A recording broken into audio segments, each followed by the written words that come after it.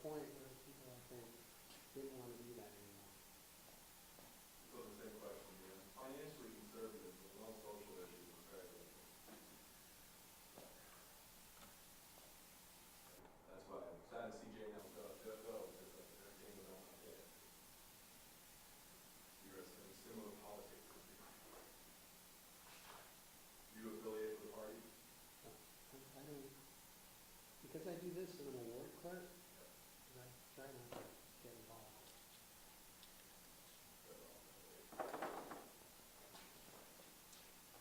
Well, I guess I'm going to have to call somebody to figure out how to get rid of it.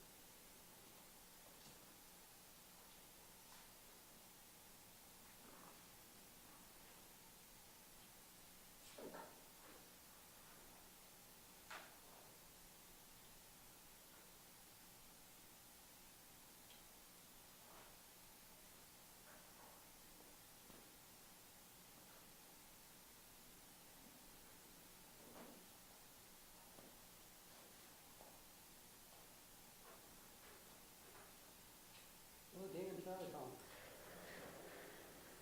I got a small issue with my camera. I don't know if you'll help me or not. So I was on the opposite side of the camera than I usually when I reached across to do something.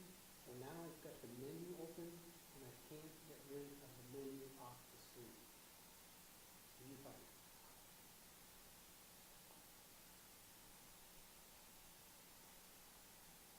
See, every time I touch the menu, it just allows me to select something else in the audio set, for instance.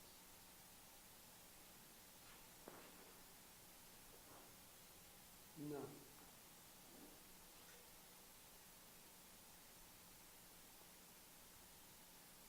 I just hit cancel and it just disappeared. Okay, I'm all set. I'll remember that. Thank you, Dan. Good luck. That was easy. Nice to have technical help at your fingertips. So, all of these two.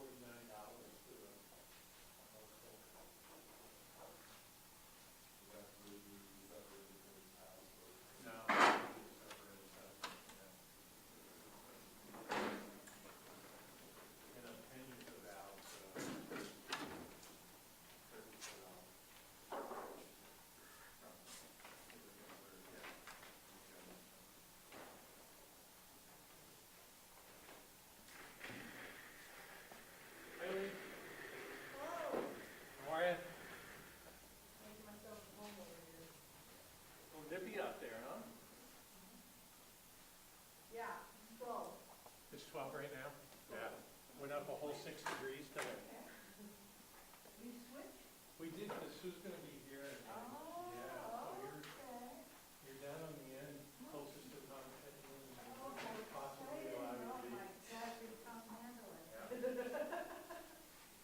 Sandwiched by Thomas. That's right. Tom sandwich, I like that. Yeah.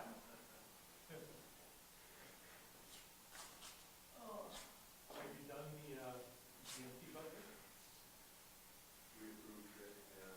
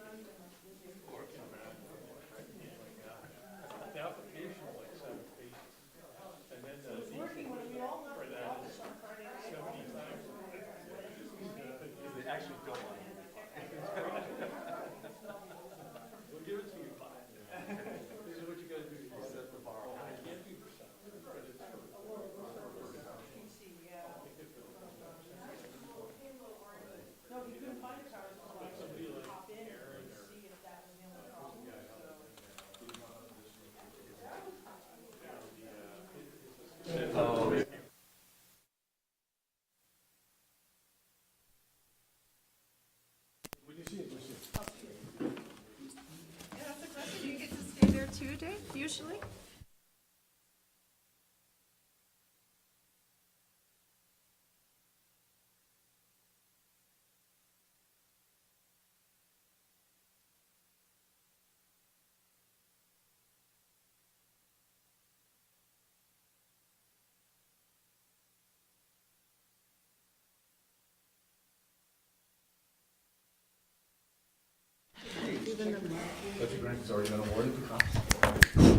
Yep, that's on, yes. Tell me when you get hungry. Okay. All right, so I would like to call to order the South Burlington City Council meeting of Monday, January 7th, and we'll start with a Pledge of Allegiance. Tom Chittenden, why don't you start? Pledge allegiance to the flag of the United States of America and to the republic for which it stands, one nation, under God, indivisible, with liberty and justice for all. So we should probably start the meeting and wish everyone a happy new year. I hope your holidays were joyful and thankful and pleasant. And I think we have an exciting year ahead of us for this community. And then people have their own personal excitement in their own families. But I look forward to 2019 as another good year for our fine city. Item number 2 is instructions on exiting building in case of emergency. Thank you, Helen. If we have an emergency tonight, I'd probably just follow the chief. But in lieu of that, if we have an emergency tonight, please proceed out one of these 2 side doors and gather in the parking lot to the south. If these doors are blocked, please go back out into the lobby, out the main entrance, and around the building to the same parking lot to the south. Tom Hubbard and I will be responsible for making sure that the building is cleared, so move out expeditious. Great, thank you. Item number 3 is the agenda review. So are there any additions, deletions, or changes in order of agenda items? Seeing none, we'll move on to comments and questions from the public not related to the agenda. I don't see anyone in the public out there, so we'll move on to number 5, which are announcements and the city manager's report. So Tim, do you want to start, please? So just before the break, after our last meeting, I attended the DRB meeting where Spear Meadows was on the docket. And I left when some of the finer discussion occurred later on, but just wanted to get a feel for where they were at. And Daniel Seth was there. He came in late, I believe. So I also had a nice Christmas and New Year, thank you. I volunteered at the Resolution Run, which is the replacement for First Run, which Run Vermont does. They usually had one 11 a.m. New Year's Day. Half the people are like suffering to get through that. It's like 9 below. So this year they did it at 3:30 at the fairgrounds, right? So they actually ran 2 races in the same year. January 1st of last year and then December 31st. It's the last time that'll ever have a problem. So I volunteered there for that. I had an article in the other paper about pensions, if you saw that. I attended a UVM hockey game, first time this year, which was great, the 29th, and saw them beat Rensselaer, and I saw a really great mascot mini game during the end of the first period where they tied 1-1, which is good. And I had to drive my daughter to Dorval to drop her off for a UVM trip to Sri Lanka, where she is right now. Yeah, and I didn't know that they're building a new bridge next to the Paul Champlain, which is pretty incredible. And they have all 20 West is completely torn up. The whole Turcot interchange area is completely destroyed to be rebuilt. So there's a lot of capital investment going on in the Montreal transportation infrastructure right now. Pretty amazing. Thank you. David? Well, let's see, when did we last meet? On the 7th? The 17th? Somewhere around there? Right. I don't remember, that was last year. Yeah, the 17th. I think other than family stuff through the holidays, we had our annual meeting of the Dorset Park Skating Association, Cairns Arena, and discussed the addition to the arenas, which you all saw at the last meeting that we had. And we're excited about it. The challenge is we're about $700,000 over budget in the projection. We're not sure how we're gonna close that gap. We don't wanna sacrifice quality, so Tony Cairns and Bob Lecquier are working on that. But everybody's very excited about the potential for a South Burlington Recreation Facility right there and attached to the rinks. And the feeling on our rink board is that would really make for a wonderful recreation package for the city. And they just, anything we can do as the Dorset Park Skating Association to help move that forward, other than write a check for $10 million, we're good to do. So, About 8. How about 8? I don't think we can do that either. Oh, do That's You what I know, ask. So, I mean, hopefully we can, hopefully we can get both those projects going this year. That'd be really exciting. So we'll see. I guess that would be the highlight. And then I'm back to school a week early today.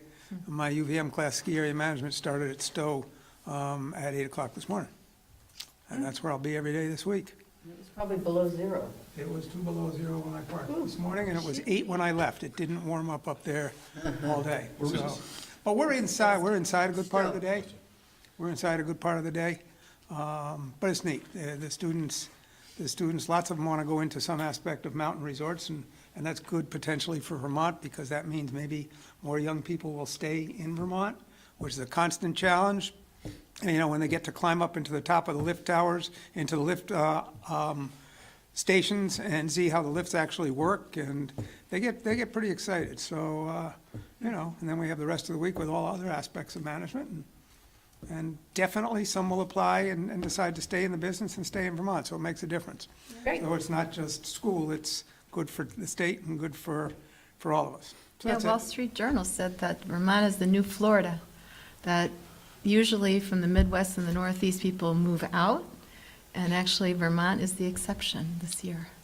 People are moving in. Well, Really? Yeah.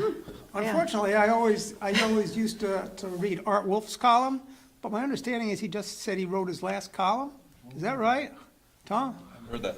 Somebody told me that the other day, and he's the one that gives us all the, and I've always had put a fair amount of credibility in his reports. So, it would be good if Vermont's population would go up instead of down for a change. There wasn't any explanation. It was just a very short article, so. There's no billboards. Yeah, Thank Helen's father-in-law for that, right? no billboards, that's what draws them. Okay. On that note, Megan? Couple things. I met with the people working on the Performing Arts and Education Center, and I know that we're going to be talking about this more, but I just wanted to report back. Has anybody else met with Tim I'm meeting and with Tim Tom? tomorrow. Okay. But that they are now within budget. There were a couple of years where they were running in the red, and so they wanted me to know that. And so I just wanted to report that back to you Great. all. They kind of cut back on the square footage, so things to look forward to tomorrow. Also, I received this in the mail from a neighbor. It's a press release. There's an event to educate the community about human trafficking that will be free, and it will be on January 10th. I will be out of town, unfortunately, 4 to 7:30 at the Faith United Methodist Church. So that's just up the street, Dorset Street, right. And I'm happy to pass this around. There's an RSVP contact. It's suggested but not required. So I'll just pass it around if people are interested. And finally, my understanding is that tomorrow night will be the organizing meetings for all of the interim zoning meetings. And unfortunately, I'm leaving tomorrow, and I'll be out of town. So I just wanted to express that publicly, my regrets, that ideally I would be there, but I'm very glad that Helen will be able to be there in my stead, and I'm wanting to thank you for that. Oh, you're welcome. It's great. I had a great New Year's Eve when I went up to St. Albans and celebrated their first last night. So as I was seeing their rec department put on a few different of the events, very kids-oriented early on. They had the fireworks at 8 p.m. I just think, I would love to see South Burlington commit to something next year, because first night Burlington left a big void in the area, and so we had to drive all the way to Snowbins to take something in. So this was first last night? It was their first annual, what they're calling last night, the last night of the year. There were highlights down in Burlington. It was very nice, yeah. So, nothing to take away from what Burlington's still doing. I would love to see something in South Burlington to celebrate and commemorate the end of the new year that's kid and family friendly, partly for my own self-serving reasons. I did meet with Tim Barden and also Tom, I forgot his last name, O'Neill, forget his name. I'm done. Yeah, Tom Dunn, thank Yeah. you. I told him some of the continued questions I have, and one of those was that I wanted to meet with John Kalaki, and thank you, John. He found some time for me yesterday, and so we actually spoke about the feasibility analysis. Really important to hear John's perspective, so it's helpful to know how he interprets what was presented before us. And other than that, I was at the hockey game that Tim was at. I'm at them all, but we won free French fries that night too, so that's always a big highlight. So big night for me. What Two did sets of John, french fries, it should have been. That's right. That's right. 2 sets. Good game. what did Your John say? area was selected? Yeah. Yeah, I don't want to speak for John, so I'd encourage each of you to speak to John Kalaki, but he gave me a lot of his perspective on this position, on this feasibility study. And he has worked with their committee, not full-fledged like some of the others, right? Yeah, he came into the process a little later on and has been kind of a sounding board for the committee, but he's Yeah. not really active in the committee, I don't think. Right. But he's provided them with some insights as well. But I think that's a good idea. Okay, I'm like everyone else.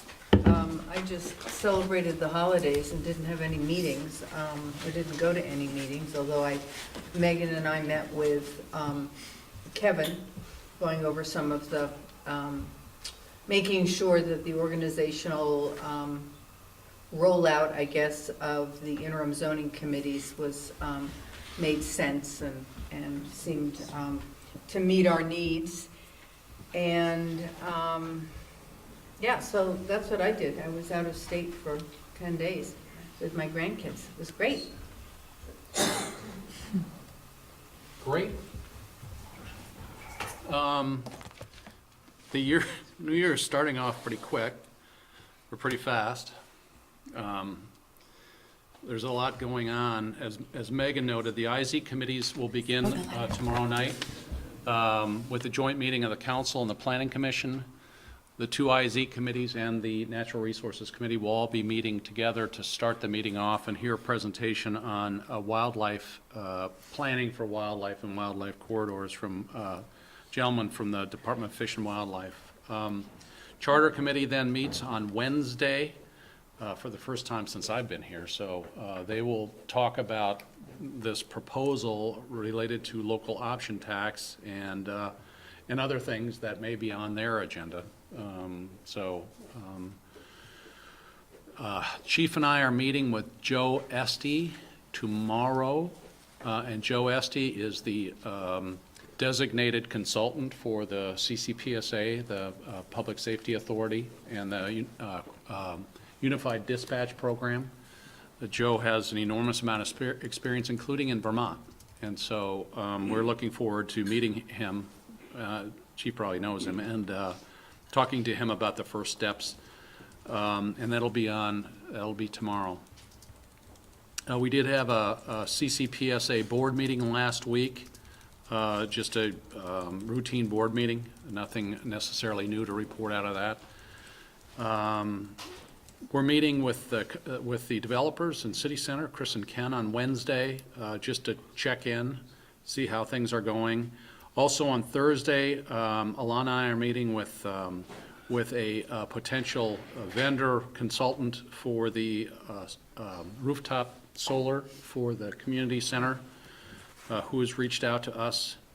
On Friday, we meet, Tom and I and Alana meet with David and a couple members of his team to talk about if the city goes forward with one or both of these projects that we're talking about, what will that supplant or offset in the school's master planning and visioning process as it relates to new infrastructure for them, so that they wouldn't duplicate what we're doing. The Community Collaborative met last week. That's the larger group of city managers and chiefs and Howard Mental Health and the hospital staff and others talking about mental health issues. Most of it was concentrated on the enormous complexity of the federal and state mostly federal regulatory process and the effort to build additional rooms at the Central Vermont Medical Center, which is a high priority for the state. Tomorrow I go with my colleague Jesse Baker from Winooski before the Community Health Improvement Council or Committee. They gave us an $80,000 grant this year for the community outreach program, and this is a check-in with the committee. That's associated with the medical center.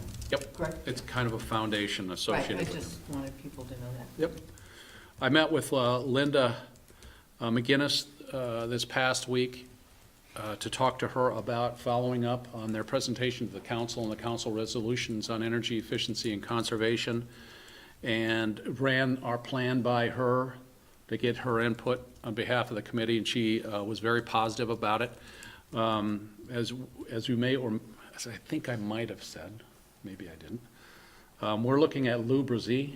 You gave us You a memo. gave us, you sent out a memo, Oh, okay. but it wasn't to the public. But so our perpetual volunteer, part-time staff member, Lou Brzee, engineer extraordinaire, has agreed to join our team on a part-time basis, 15 hours a week, to do to lead us as our energy director. And we're just working out the fine points of his job description. We have hired a prior staff member of the city, whose name is Betsy. who used to be in the planning staff years ago, to come in and now take Lou's job in doing our digitization of our records. So we're not going to miss a beat there. And she has this in-depth knowledge of the history of the planning office, and it's going to work out real sweet. The SBBA is having its winter meeting, which you may have gotten an invitation to, on the 15th at 7:30 at Logic Supply. Of course, the council is always invited to that, and the Rotary has its 2019 Honors Night on the 24th at 5:30 at Trader Duke's. And then lastly, I wanted to make note of what was just a really great article with an outstanding officer. Sarah Bellavance and Canine Rush were featured in literally a 5-page story Yeah, that was great. in the Free Press that chronicled a day in the life of a canine and her mom and his mom, as Officer Bellavance was referred to in the article. So it was a great article, and we really appreciate not only her work and dedication to what she does, but what it means for the city of South Burlington and for law enforcement. So Great. that's it. I just wanted to ask the chief, were you aware of this human trafficking? Yes. Okay, good, okay. Why don't you pass this down? Anyone else can read it. Okay, so we'll move on to the consent agenda.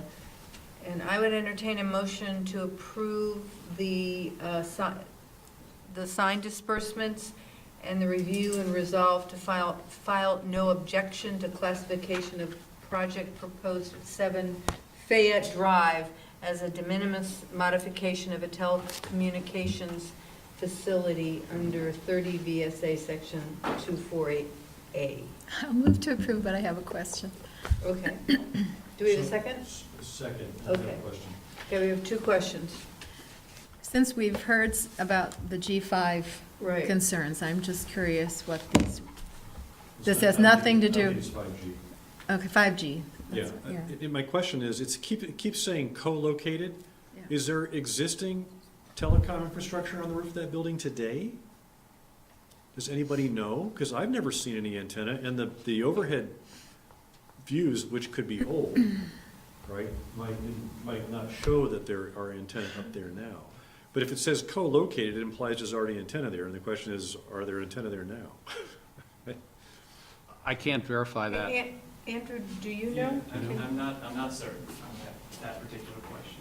Because if there aren't any other telecom structures there now, then it's not de minimis because it's a new location, right?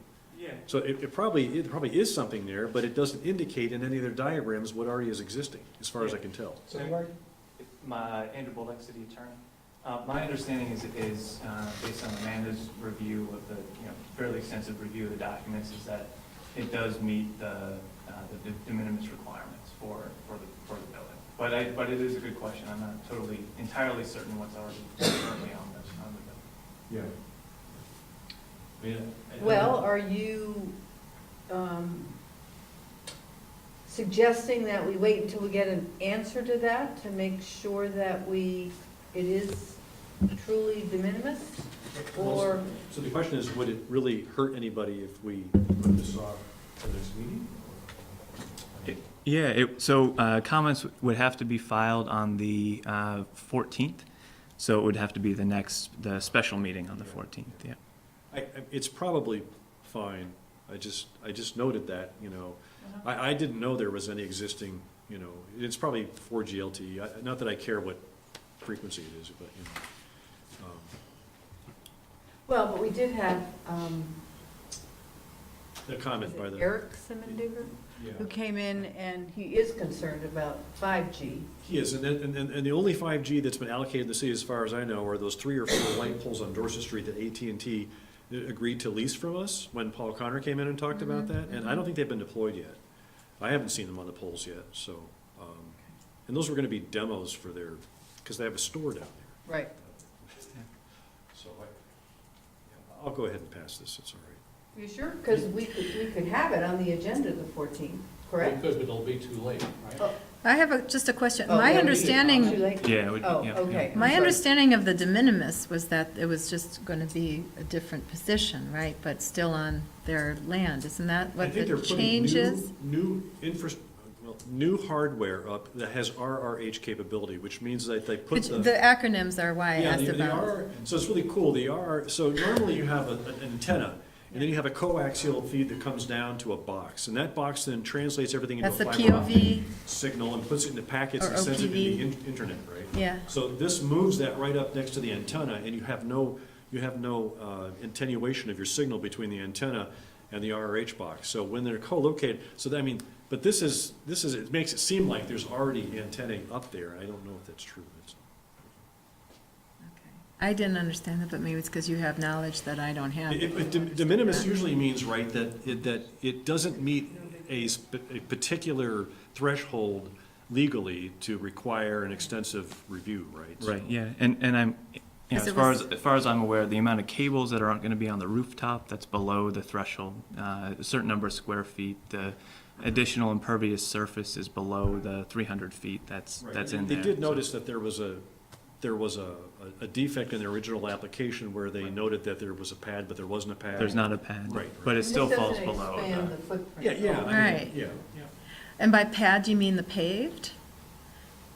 Because what they're saying is that they noted an error in the December 13th case in paragraph 12, blah, blah, blah, and in paragraph 10, we mistakenly stated that the ground-mounted platform at this location will be in an existing paved area. In fact, the area in which that platform will be mounted is not paved. So it's probably outside the parking lot, like in the edge of the parking The lot. statement that the ground-mounted platform will be entirely within the footprint of the complex remains valid. Right. So the amount of impervious surface is higher than what they originally calculated, but it's still below the threshold, is the point there, so. So is the pad, the paving that they're going to be, is that what you're referring to? Correct, that Okay. they will have to do now. Okay. Yeah. Well, what's your pleasure? Well, if we go ahead and pass this, can we add a question for somebody to answer to us either by email later on saying, there's already infrastructure on that roof? Maybe Sprint has antennae there and Verizon's just adding theirs, I don't know. But if that's brand-new infrastructure and there's never been any antennae on that roof before, that's something we should know, because to me, that doesn't sound like de minimis. I mean, Sure. not that I know what I'm talking about in terms of like what it takes to be able to put a cell antenna somewhere, Yeah. but I thought that there was more review than that. I thought it was de minimis to a previously approved Yeah, case. maybe, and then, maybe it is and they never put it there. Or they decided Right, to change the design? that's how I understood it. Yeah, it's called, de minimis modification, is Right. what it's talked about. So I'd be happy to follow up with you, Tim.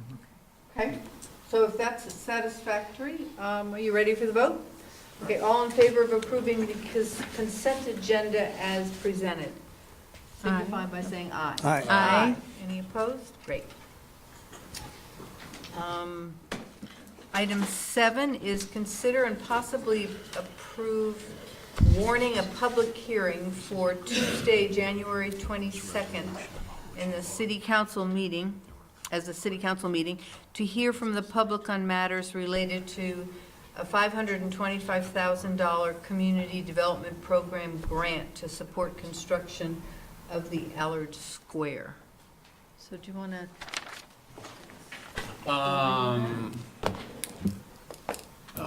Yes, this is a,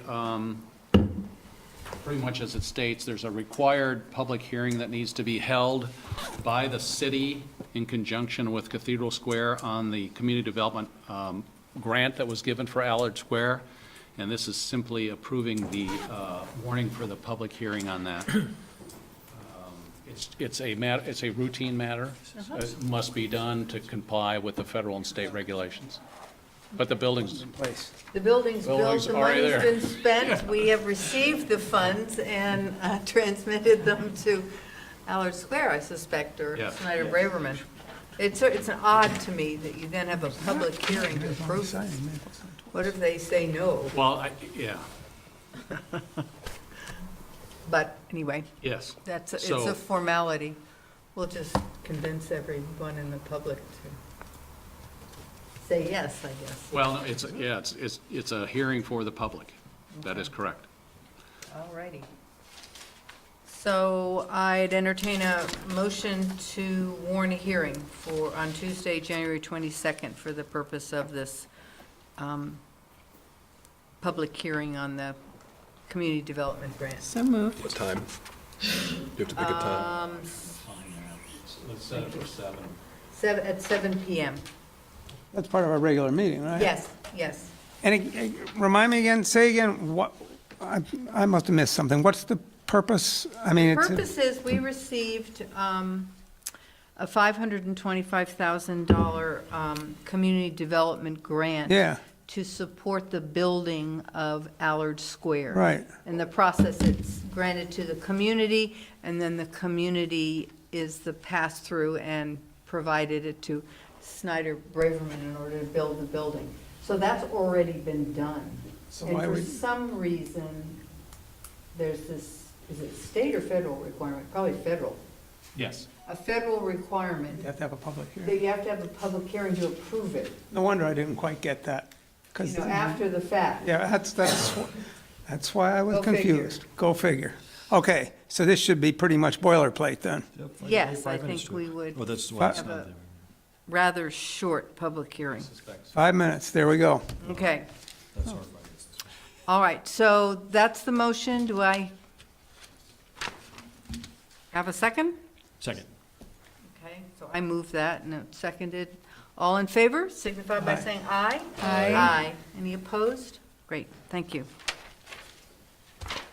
Item number 8 is consider and possibly approve warning 2 public hearings to consider charter amendments for a January 28th, 2019 special council meeting at 7 PM and February 4th, 2019 at the regular council meeting at 7:30 PM.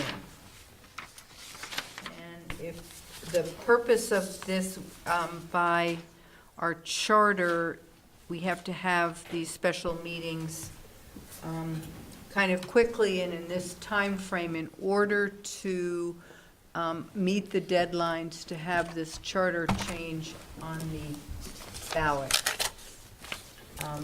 The discussion of which by the council will occur on the 14th. So this is purely to be able to meet the requirements. If you decide to go forward on the 14th, all things will have been properly warned for a proper process, legal process to take the question to the voters. So- But if we opt not to recommend those charter changes, We just then can't, it's just we canceled. cancel these two Yeah. hearings. Clarify for me, if you would, Kevin, on this, that if we go to the voters and ask for approval of a charter change, and then we go to the legislature, and the legislature approves it, which I think is going to be a challenge, but let's say they do, that doesn't mean we have to use it, right? We forgot to ask whether the governor would sign it. Which I think you would. Yeah, well, you do not, you still do not have to do it. The funding mechanism for the projects would be there, but you would take the question of the project, authorization for debt for the projects themselves to the voters at a later date. Right. At that time, the voters can decide on the projects if they want to do them or not. But the funding authority would be available. There would be, so the language that Andrew has drafted for this is going to the Charter Committee on Wednesday Right. for them to work it through, and there will be a trigger for the tax, and there'll be at least what we're taking to the committee, there'll be a trigger for the tax. So if it's not, the debt's not approved, the tax isn't triggered. Do we have these, Andrew, do we have these two projects tied together, or are they separate? And I ask that question because the recreation facility, my concern is, as I mentioned when the folks from the Arts Center were making their presentation, is that, you know, it's a model that they're proposing similar to Dorset Park, to Dorset Park Skating Association, Cairns Arena. But we run 100% occupancy 364 days a year. Maybe it's 363, but almost 24 hours a day. Our income is pretty darn secure. And they acknowledge their income, less than 50% would come from ticket sales, and the rest would have to be through fundraising. And I said to them that you're going to have to put together one heck of a package in order for the city to agree to take on a facility where more than half of the facility is not supported by income that's virtually assured, and you don't know how many tickets you're going to sell. I'm concerned that these two projects are tied together when personally I have great concerns about one, not many concerns about the other. In other words, I think the recreational facility has got significant support.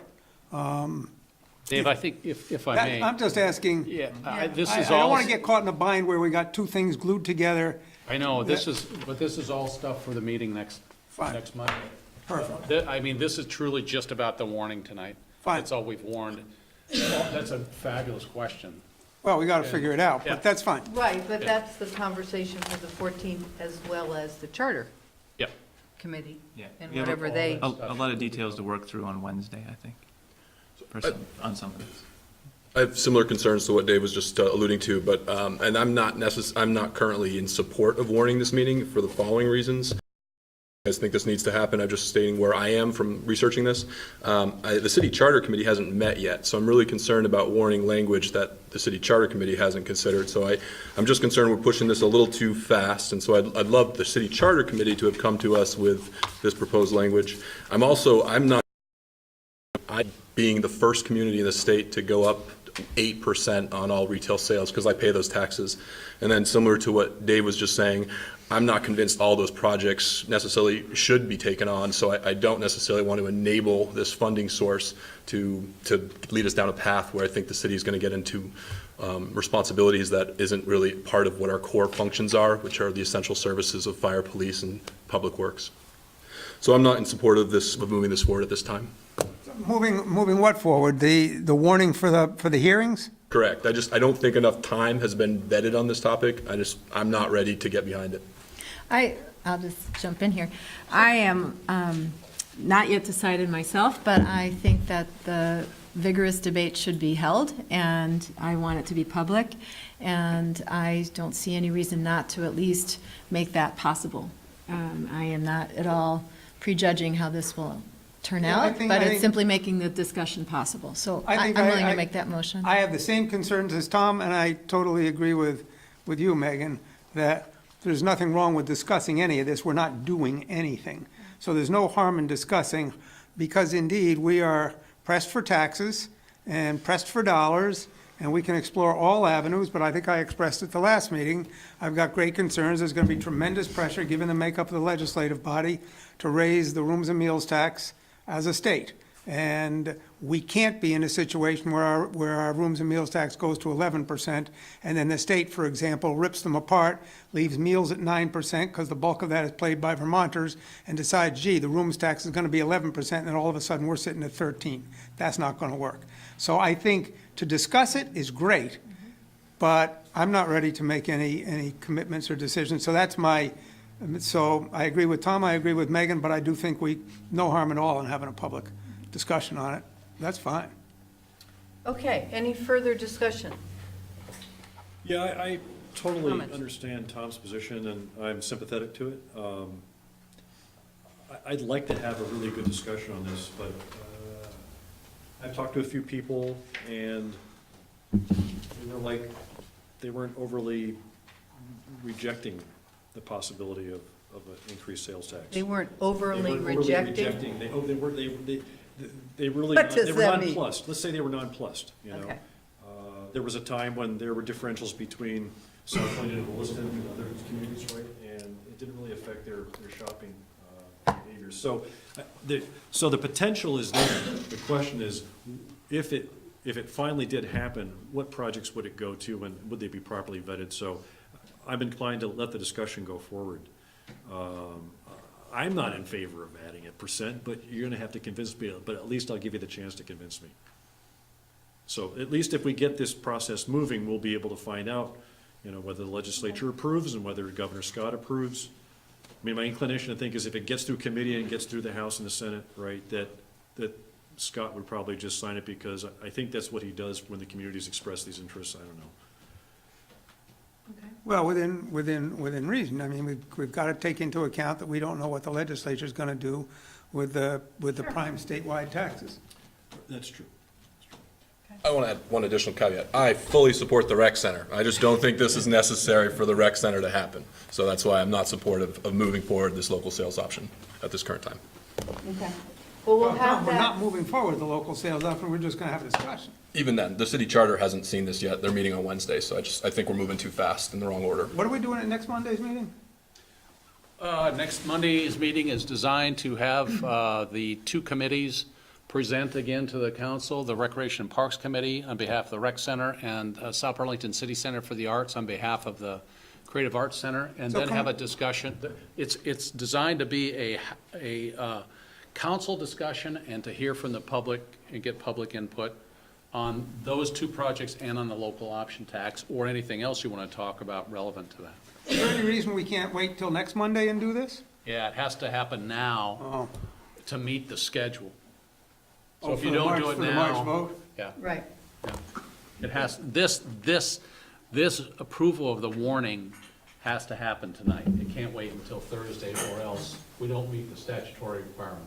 Right. And then we put off the conversation for, Given the work that's gone into this to Yeah, this point, I think we're Absolutely. being I absolutely didn't respectful realize of that we were work by sitting on the deadline. hearing from the committee. I would hope to hear from the Charter Review Committee also on that They'll- Monday. they'll- Yes, they will. And just, right, I agree. If we warn these, and after next week we decide this isn't going to work, we can cancel it, can't we? Exactly.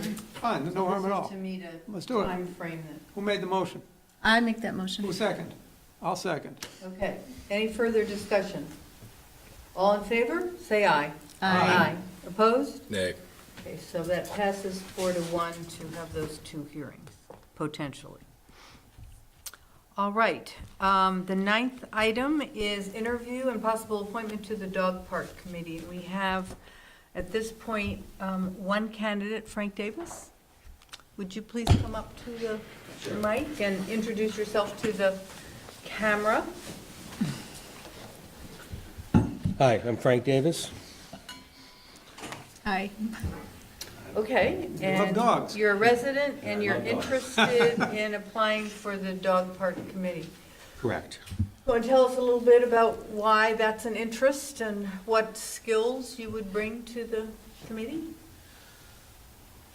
Okay, I am a dog owner who maybe cares more than the average bear about my dog. I don't just go to the immediate dog parks. I've scanned out all the dog parks within probably a 30-mile radius.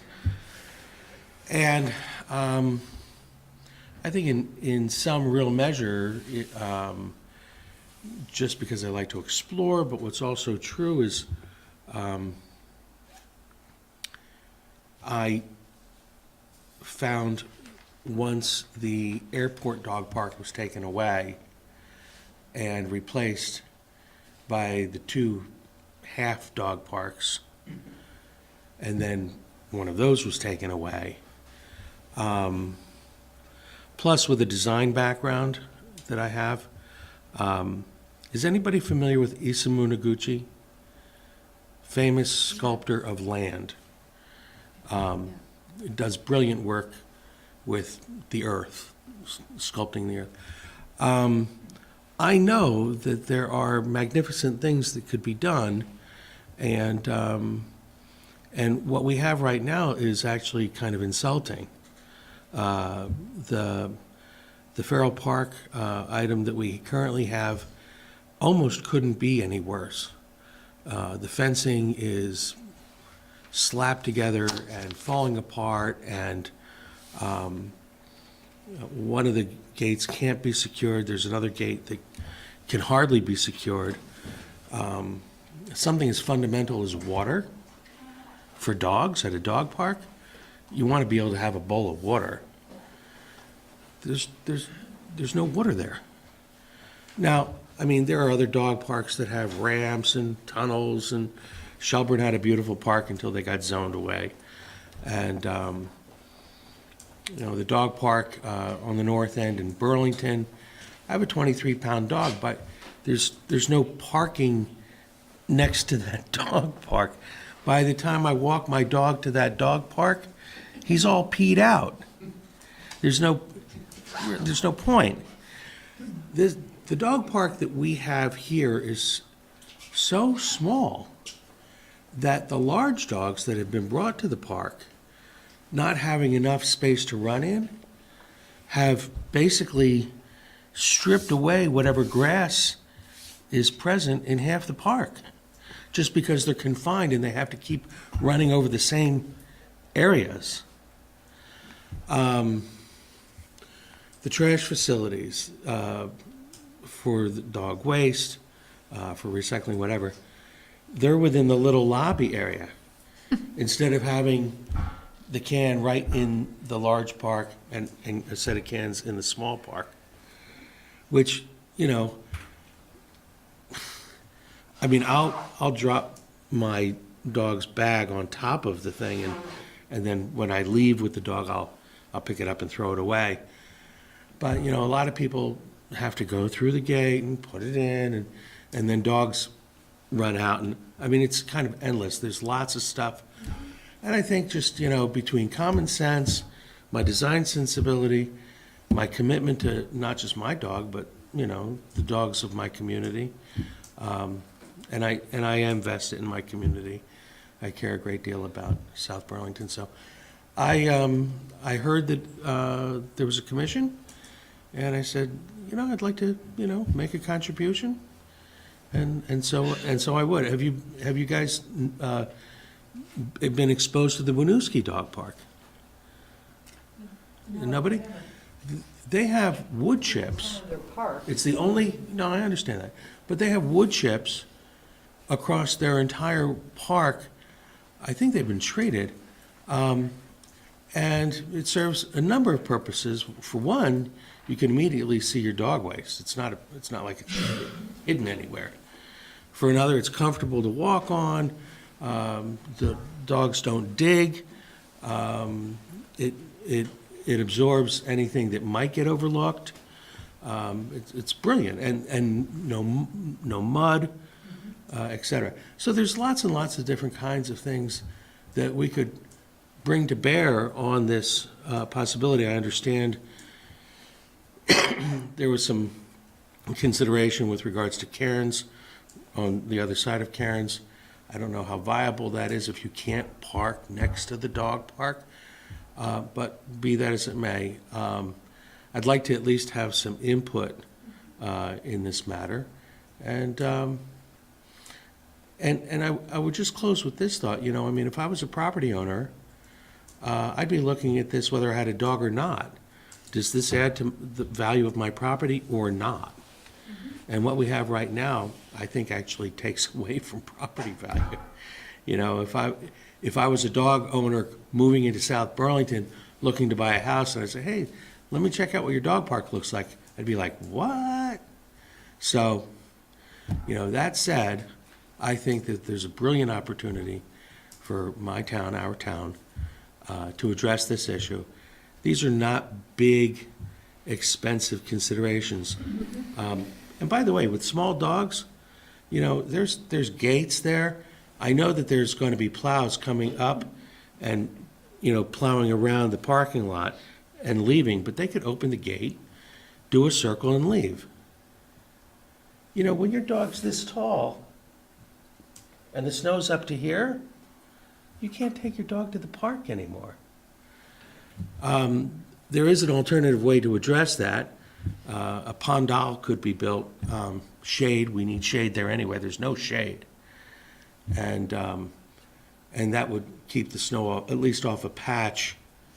And I had the thought, for what it's worth, of throwing some solar panels up there. Maybe Vermont Gas is right next door. It's a public utility.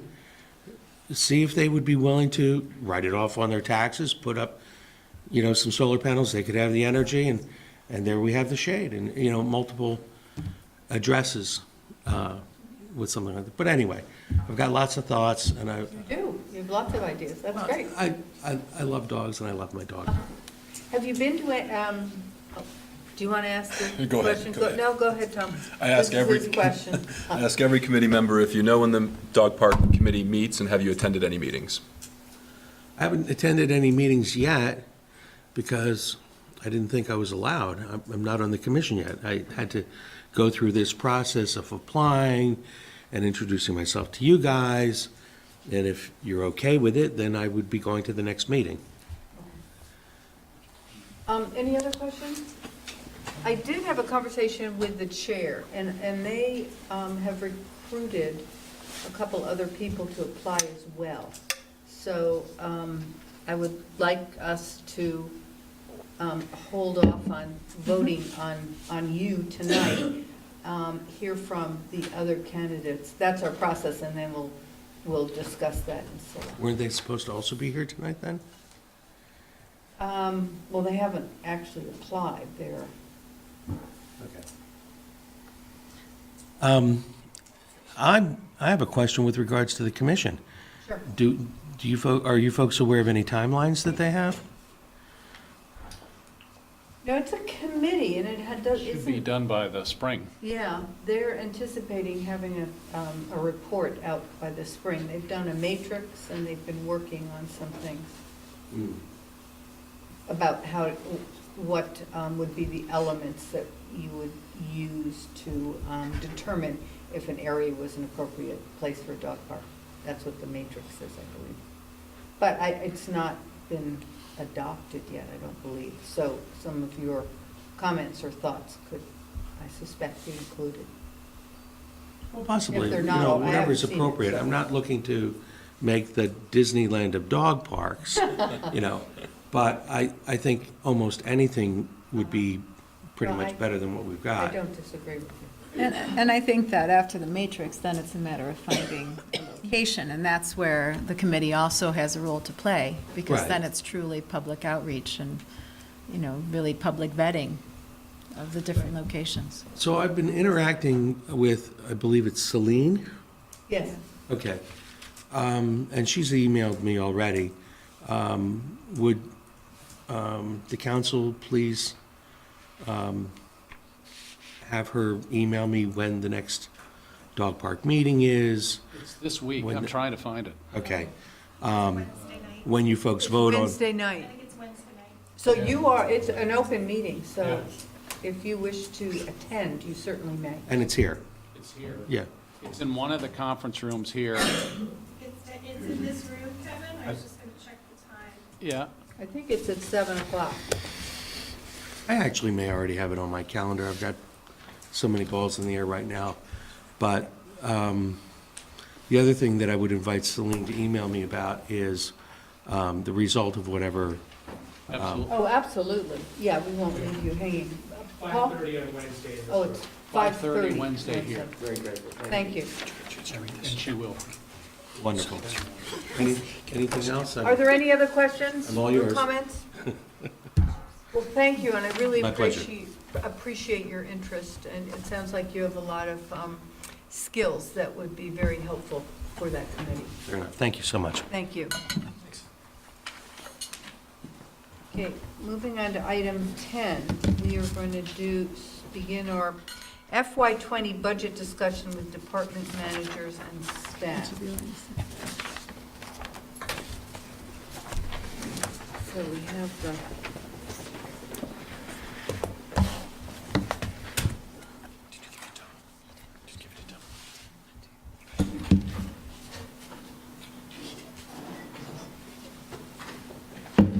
So we're going to thankfully look up here. Yeah, we have your book. Yes, thank you for the book. You're Yes, I welcome. appreciate the book. It's, There's a few tabs in there that we'll complete for you next week with the enterprise funds, but I'd be happy to kind of kick off some general comments, Helen, while this is loading up. So in regard to the FY20 budget, reflecting on the general guidance regarding the parameters the council recommended to staff back in October of no more than a 3% tax increase, the proposed budget that you've received would necessitate a 2.84 tax rate increase. General fund expenses total over just over $24.5 million, with general fund revenues just under $8.5 million, leaving a total of just over $16 million to be raised by the property tax. Could you bring up the heading on the? This is a delta of $854,126, which is just. Can you magnify that, please? Yeah. Bottom right-hand We corner. can, Tim. Bottom right-hand corner. Bottom right-hand corner. Yeah, there's a little slider bar. Yep. Press control that one, it'll find your bar. Keep going. Okay, thank you. Control F1. Sorry. Yeah. yeah, that's much easier to read. Thank you.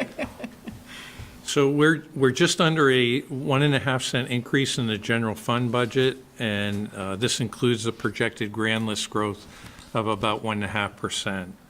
So to provide you with some general comments relating to the expenses, a number of the items have been listed in administrative services and HR departments, some which are new, some which have previously been paid out of other accounts, which we've designated specific lines for in this budget. These items will be further explained by department managers as they come forward tonight. There's also been some shifting of several of the department categories, including administrative services, city manager, and human resources. Therefore, some of the salary numbers for departments appear lower, some are higher for next year, but none of these placements represent any increase in funding for staff. As mentioned to you back in December, there are several new staff positions that are being proposed this year. We mentioned before 2 new firefighters to increase the staffing to 10 per shift, with a minimum staffing remaining at 8, which it currently is at. This would decrease the overtime dollars being spent, as well as provide balance in hours worked to lessen the impact on individuals needing to work overtime hours on a consistent basis. And Megan asked a great question. The actual for FY18 is very significant. I don't know if you could bring that up, Sue, Fire Department. And it was a guess, obviously, in terms of what the overtime would look like for fiscal year 19, which is actually a lower number. So to really kind of provide us with an accurate number, we've taken what we felt the cost of the 2 new firefighters would do to impact that line of overtime and decreased it by that amount of money. So that's where the projection Overtime is. is 484, okay. Yep. And remind me which column is which? This is what the The actual is? actual, that's actual. T is the actual for fiscal year 18. Okay, U is the proposed, or the current fiscal year 19. okay. And V is the proposed for fiscal year 20. W shows you the dollar value difference, and X shows you the percentage difference between 19 and 20. It's an important point for the public. So hiring 2 new firefighters should reduce the amount we're spending in overtime and put less strain on our firefighters. Because we spent $325,000 in firefighter overtime, So that's what this reflects. and it's been that for the last 5 Believe years. it will save almost $100,000. Do we have candidates? Pardon me? Do we have Or candidates shift to fill those positions? $100,000 from overtime. We would, Tim, yeah. Staffing. This- We do, or? We, yes. There's also an additional staff position requested in IT, which reflects the need to provide support and succession for Al Reed. Al's indicated that he's going to retire during 2020. He's been a master at many crafts for us and big shoes to fill. So the idea is to provide transition for Al into the fiscal year 20 budget, and then that person taking over in Al's position once Al retires. Some additional staff hours have been added to the library for coverage on evenings and weekends and during the busier times of year to provide adequate coverage at the main desk. And as a follow-up to the presentation the Energy Committee made at the last council meeting and a proposal from us outlined in a memo from Kevin that you received back at the end of December, we've allocated $40,000 to fund a 1/3 to a 1/2 position and expenses for an energy coordinator. In terms of the general fund, the funding for this would come from the increase proposed in the facility stewardship fund. That's in Justin's budget.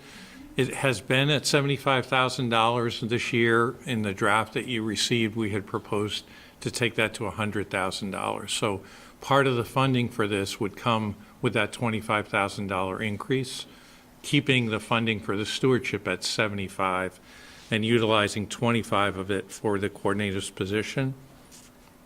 The additional $15,000 would come from special projects budget in the planning department. This would be part of the sustainability efforts, and that would reduce that item to 10, but the 2 different budgets would provide us with the $40,000 in expenses for the energy coordinator's position.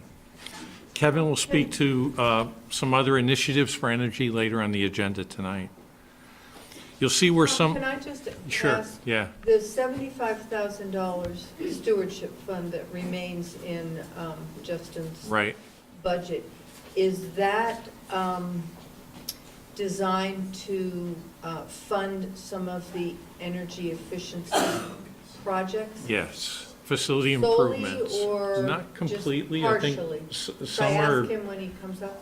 You could, I think some are deferred maintenance, of just things that need to be done, while others actually provide some energy savings. Like I know we still have the police station to fit up with LEDs as a major project, and I think some of that money is in that budget. But Justin's been working with Commons Energy to kind of define the priorities for that, so be happy to have him address Okay, that when he that'd be comes great. up. I just want to have that Yep. clear in my mind, what exactly we're doing. Sure.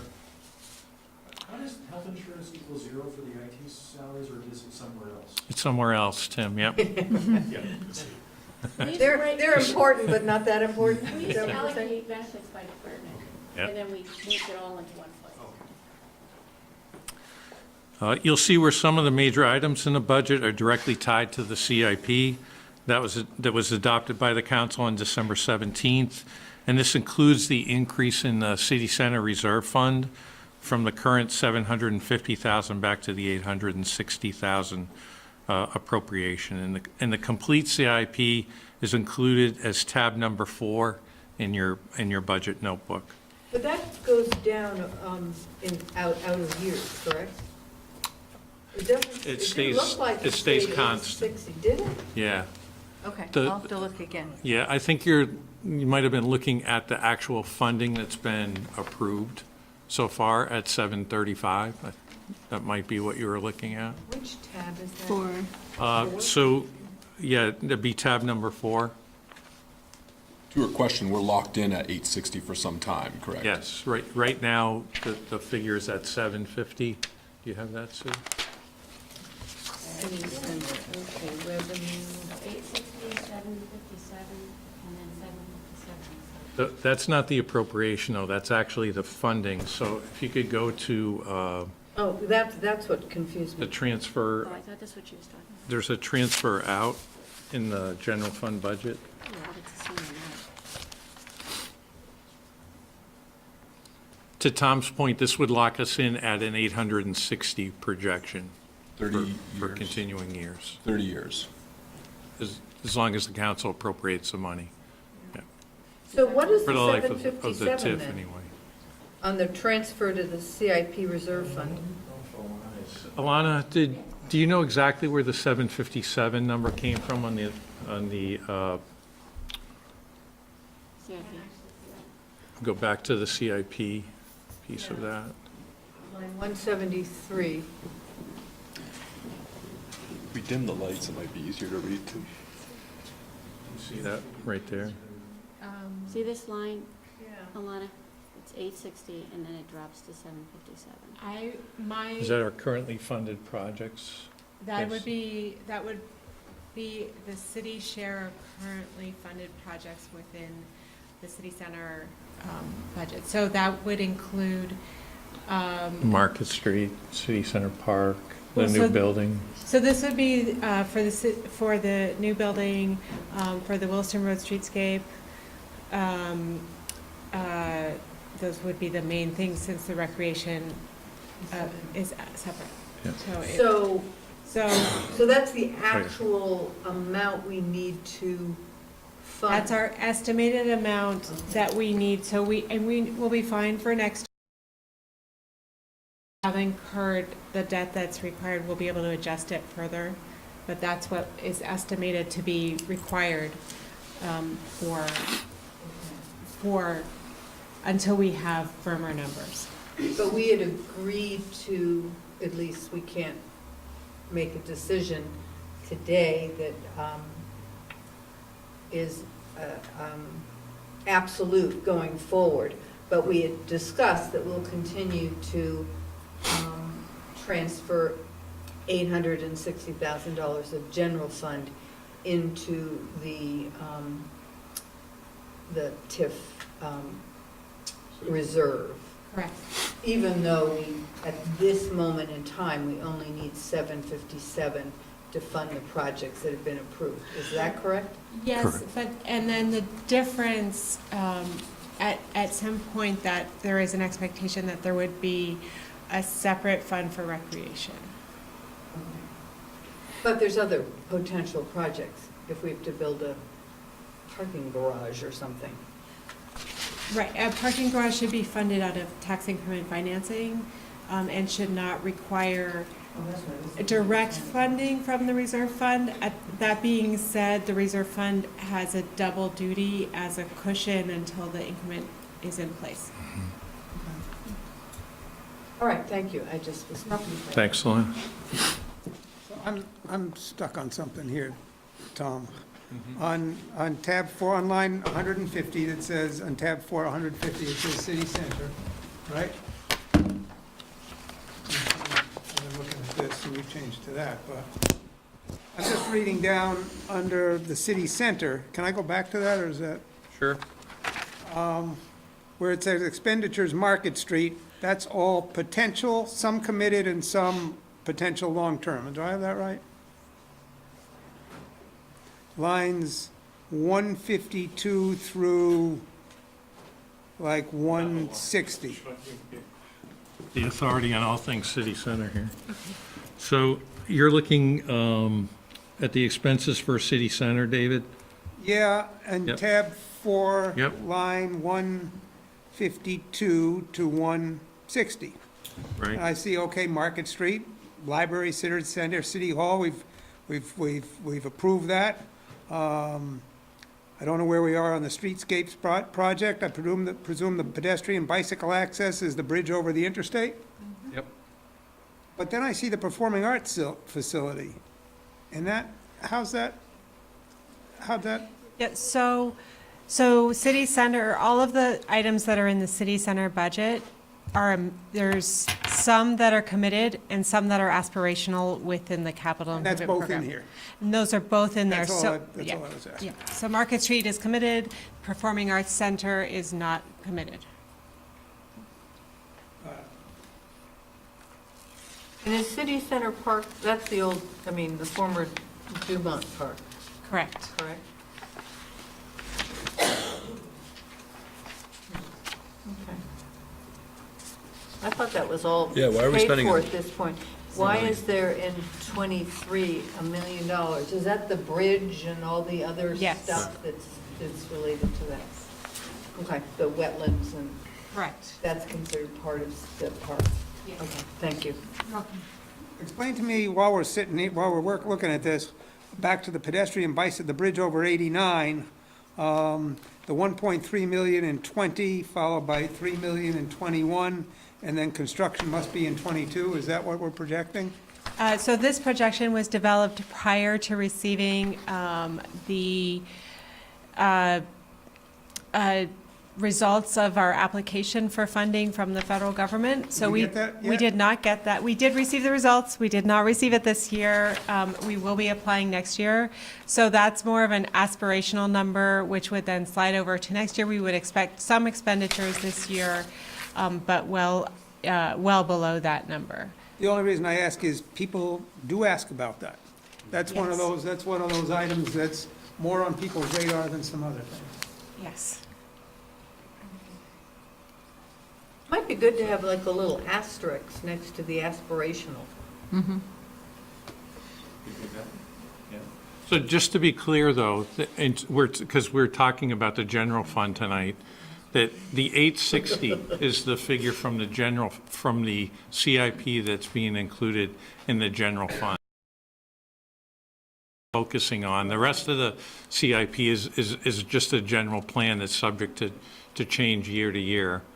And the amount, the particular category that you're looking at, Dave, is funded outside the general fund except for that number, that 860. That's the number that goes into the No, general it's fund. just as long as we were from that. talking about it and Yep. looking at it, I was just looking for a little clarification. Yep. So which one of you was talking to Rob Apple about using a gondola instead of a bridge? That was me. I saw Rob today, and he said, he said there was talk from your city about putting a ski lift in across the interstate instead, Rather than a magic carpet? rather than the bridge. He said it won't move enough people fast enough. I talked to Rob. But it was good you talked to him. It was certainly, just as an aside, back when I was in the legislature, we had the folks from Disney's monorail cars were being built in Barrie by Bombardier. And we had the folks come into the legislature and talk about what it would cost to put a monorail from downtown up to the university and circle back. And the answer was, if you can charge people $50 a day for use like we do at Disney, you might be able to do it. Back then, it was $2 billion. So these are great ideas, if not practical. Well, actually, CCRPC did consider it as one of their options in their vetting process. Oh, it's done elsewhere. I mean, Oh, yeah. There's nothing A wrong lot with of it. It's a places. great idea. I just think of Quebec City with the funicular, right? Yes. Because Yeah. it's a tourist attraction. That it is. Yeah. I-89 could be. Tourist attraction. I-89 gondola. Ride the gondola, watch the cars go underneath. That's right. Yeah, I'm going to try to save us here. All in fun. Several of the major increases, to Tim's point, there's a pretty significant number in there for a healthcare increase at 6%, which is about the same as the number for the increase in the pension program. Health insurance, like property insurance and workers' comp insurance, is always an estimate as rates cross the fiscal years, but they're based on the calendar year. So it's always kind of a guesstimate, but we're pretty comfortable with that number that's in there. The property insurance for the general fund is in line with the 3% contract that we have with Hickok and Boardman for that. The workers' comp is a little bit higher. It's at 5.5%. That amount is set by the state. That's their rate that they charge. We still have a workers' comp mod of less than 1, which is remains one of the lowest for municipalities in the state. So we're still doing good in that effect. It's the overtime that hurts us a little bit on that end. Salary figures across departments generally reflect the current discussions with the 3 bargaining units. However, no contract agreements are ready to ratify at this time. And there's a savings of about $26,000 with retiring debt from the long-term debt schedule, from the difference between what we're paying current year, FY19, and what we'll be paying in FY20. In terms of some of the funding assessments that we have, the Winooski Valley Park District went up slightly. Green Mountain Transit went up about $10,000, but that's a number that we're actually happy with because we thought it was going to be a bit more than that. And then the other significant one there is CCTV came in with their proposal to double the contribution there. So there's a $10,000 increase for the coverage for the CCTV. On the revenue side, we're really pretty close to what the numbers were from last year. I think we're about $26,000 better this year in terms of what we project, but like I said, they're both pretty close. I'll let the department manager speak to any significant changes within their revenue items or within their special funds that they want to address when they speak to you. So in closing, I want to just remind you that this is just the general fund. So the enterprise funds will be on your agenda for the special meeting next Monday. This will include water, and we'll have somebody here from the Champlain Water District. This will include stormwater and sewer, and Justin will be here to help present those. As the current budget stands, the 2.84% increase over the current year's tax rate would reflect about a $49 increase in taxes to the average homeowner. And I believe that's based on a figure that Todd LeBlanc gave us at the average value of a house at about $338,000. And this would be a $34 annual or increase for the year for the average condo owner, and that average value price is $233,000 that Todd used. So with How that, much for the condo, I'm sorry? the condo was $34. So 49 and 34 as the budget is proposed would be the average increase. And that includes the penny for paths? It does not include the penny for pass. So that's about a $34, a cent on the tax rate is about $34. For the average home? Well, that goes to everybody. A cent on the tax rate is a cent on the tax rate. So that's, you've got that up there in the. So tax bill to tax bill, we're talking probably a 4% tax increase?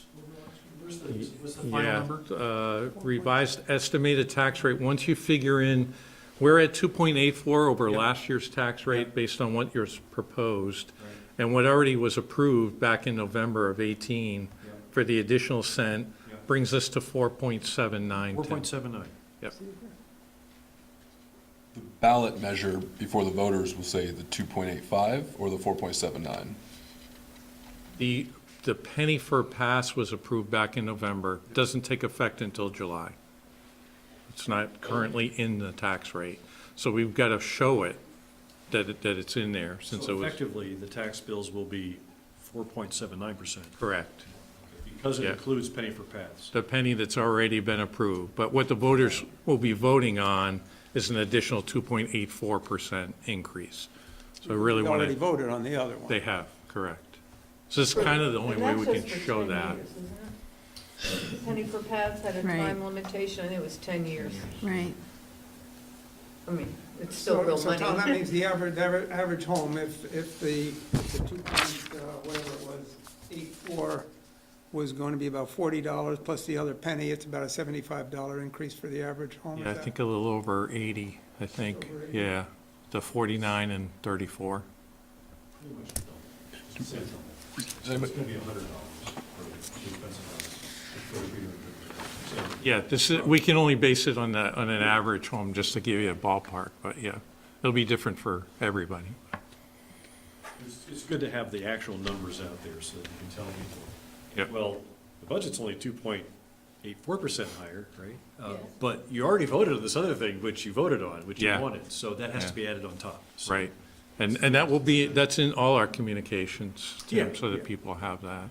We broke it down similarly with the communications bond, because that kind of got passed the same way. That was like an August vote. And again, the tax rate didn't change to the following July, so we wanted to make sure people understood that you're not voting for this part of it, that was already approved, but this is the budget in addition to that. And we show what the total increase would be. Was that a 20-year bond? I want to say that was, geez, I want to say that was 10. Ten? Yeah, 10. yeah, 10. 10. Does everybody know what the school's coming in around? Have they said anything to us yet? No? Tom, can I just ask one more question on the budget increase? What percentage of that, what part of that increase is, in a percentage, is driven by the increased cost of healthcare? Because that's always a major factor. I mean, is healthcare driving half of it, 2/3 of it? No, Quarter no, of it? Actually, this year, Dave, We did that's. well pretty- this year, you It's said. pretty low. Yeah, If we had a 6% increase any year, that's pretty good. That's what it was? Our current year's 12. So this is half of half what of that that. would be. It's pretty darn good. Yeah. I think it was $124,000 somewhere in there with the incredible, 6% actually. increase. And, Stephanie will talk tonight. We're doing a lot with proactive kinds of things that I think really help bring our rate down this year. So I want to The- continue the to try to do that. health insurance rate. Yes, So it's about 15% of our increase, right? the 124,000, yeah. We're about 856, I think, overall. And that was like 124 of it, I think, Dave. Yep. So our department managers are all here tonight, ready to present to you at least what some of the major fluctuations are within, or maybe even what some of the new items are within their budget. So maybe start with Coralie. You ready? Can I just ask, why is the pension 5.82% higher because of more people? That's based on the valuation, Tim, which you'll get at the next meeting. But there's a 20-year amortized number that they give us in terms of what the contribution has to be. And so you'll get that as part of the next PAC committee meeting, but the council will also have it that night as Eric will come in and present the valuation. So that number that's the number you have to put in to keep the pension fully funded. Yep.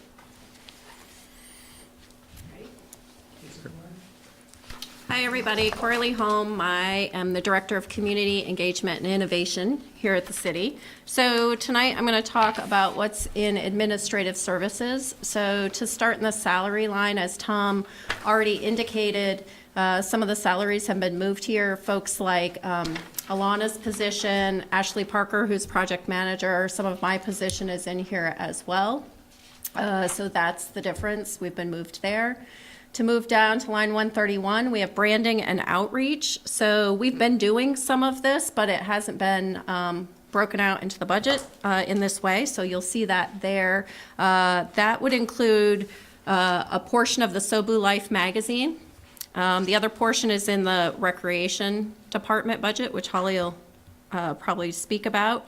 So there's that. And then the banners that you see that have gone up, we've been slowly bringing those out into the different parts of the city. So down on Shelburne Road is the next group to go up. We have those. And then we'll probably move on to the Gateway District, which is on Williston Road. So that's what's in the budget for that particular line item.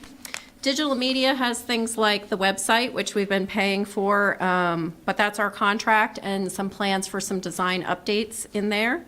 Additionally, a product called Gov Delivery, which is a new product that we implemented this last year, and it is for electronic communications out to residents. So if you've been to the website and you see the pop-up on the front that says enter your email address for information, once you've said no, it remembers that, or if you've submitted. But folks can go on and choose what kinds of information they want to receive from us in an e-news style. So the Recreation Department, if you get their newsletter, that comes out every week, and so it's professional, it's branded, and we'll be bringing the library and other departments on board there. Interestingly, folks are signing up for the weekly meetings. There's probably 600 people who have asked to get the warnings and meetings in that fashion, which we had not been doing before. So good communications there. And then moving down to, let's see, archives and digitalization. So this year we have implemented a software called Laserfiche, and we're still working on that. We're working to digitize our records here for the city. Planning and zoning has been the first department to work on doing that in Laserfiche, and so Paul might speak to that because some of the money has come out of his budget as well. So we're digitizing, and this will be good for transparency and for finding citywide materials. So imagine as we move forward that you want to look up your address and see all of the documents that pertain to your address, whatever those may be in the planning and zoning or taxes or whatnot. Those you can find all in one place, and you can go in and search. Additionally, this will replace Clerkbase as we move things over, so everything will be in one location for folks to find it. So transparency is key there. We're also introducing forms, which will speak to the lien process where people will fill something out and it'll get routed to the appropriate people, so we'll be able to track, and it'll increase efficiency and also tie into our e-commerce system. So permitting, for example, on specific permits, people could submit it, it could get routed to the right person, get approved by the appropriate personnel, get paid for, and all be done digitally and not have to have someone come into City Hall. Unless they needed help with that. So that's happening. So the focus is really on lean and efficient operations and being able to have those records more accessible to the public. I forgot to mention on the digital media, we also have on a bi-weekly basis internal communication that's now going to departments from HR, so things that are happening and recognizing. So that's helping to tie the city together internally. The only thing I want to mention that's not on here is advertising, because that hasn't changed. And advertising, the communications that we're doing in the other paper, the weekly meetings and things of that sort, and all of the public information that goes out for warnings and projects, all the education, that amount has not changed. So that's not here in administrative services, but that also is another place where we're. Yeah, we're. Tom? There's 10,000, I think, is in the city manager budget, and then I think that there's a smaller balance in the city council. I think there's a 3,000 allotment that's more for the required meetings like town meeting and any other public hearing that needs to be held. So those specifically come out of the council advertising budget.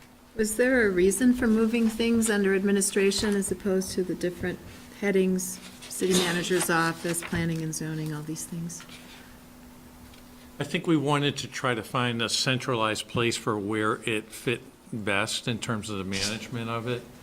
And I think these particular items fall more typically under what Cora Lee is responsible for. So we're kind of bringing it, taking the numbers that kind of existed for the most part in other areas of the budget and bringing them into a figure so that you can see it. So it's almost like a new department, and at least in de facto. Administrative services always existed. It's just that it never was coordinated with a manager, and so we kind of brought some of those services under that kind of a structure for this next year.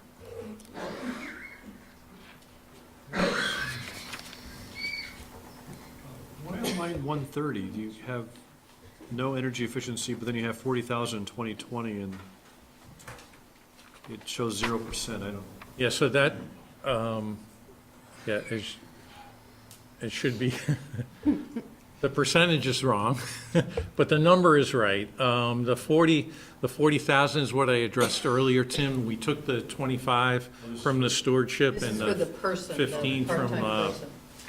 sustainability. Okay. And that would be for the energy director, but you're right, the cell no. for the You percentage. get didn't- if it divides by 0, you get a Right. bogus percent, so there's an error message built in, and Yeah.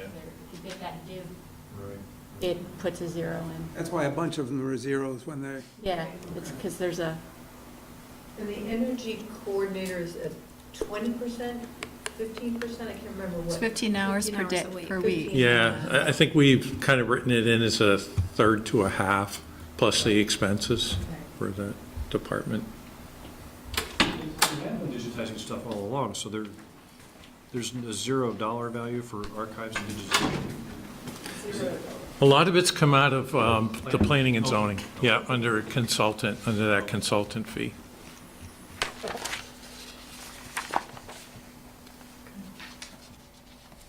Okay, thanks, Corley. Thank you. Jennifer?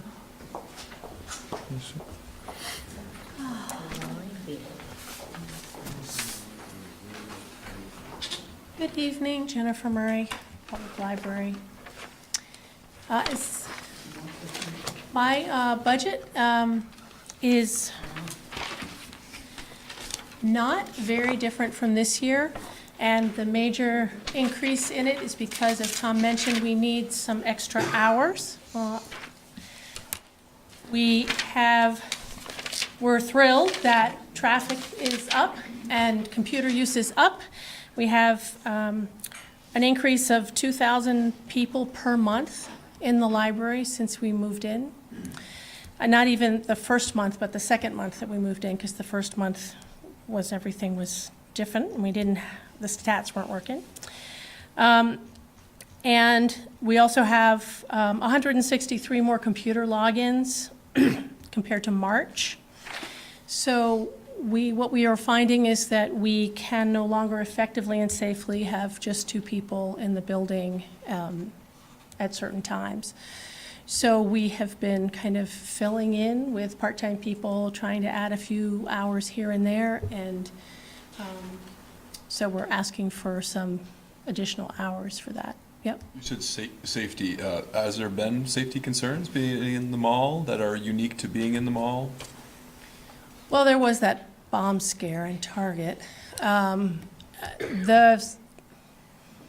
The things that we've been taking a look at, we did a shooter training because of the big plate glass windows.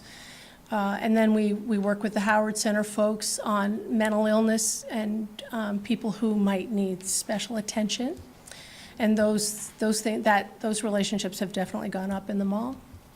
It also means a lot of people who might need special services are also a large population that's using the computers, our public computers. And so the person who is on the desk is responsible for helping the public with books and materials and giving suggestions. They're also responsible for helping the computer people. And that's something that isn't working any longer. So are you just extending people's hours, or have you found part-time people to fill in? I'm not sure what we'll do at this point. We have some people who we might be interested in adding extra hours, but I haven't talked to anybody about it yet. Are there peaks? Is there kind of a schedule when you know what the computers are going to be busy and you can? Yeah, there definitely are patterns. We've been trying to keep some numbers on that as far as days of the week and times of day. The libraries tends to be very busy from 3 to 5 on weekdays. The computers in particular tend to be very busy first thing when we open. So there are definitely patterns, and then Saturdays are a constant because we've had 2 people working in the library for most of the year until recently. So those are days when we know, generally speaking, that we have a lot of people coming into the library. How about the repair maintenance? Why is that so much higher? The repair maintenance is higher because, do you want to address that? But we should, it's probably not labeled correctly yet. That's one of the things we were looking at. Most of the utilities for the library are taken out of that.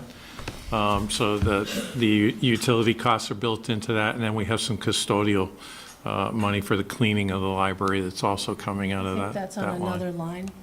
the That is, custodian. that's on line There's 4. That's a Oh, different oh, line. okay. I think That's the right. reason that it's high is because this year was an estimate. We had no idea. And next year is based on this year, so there's a reality to it.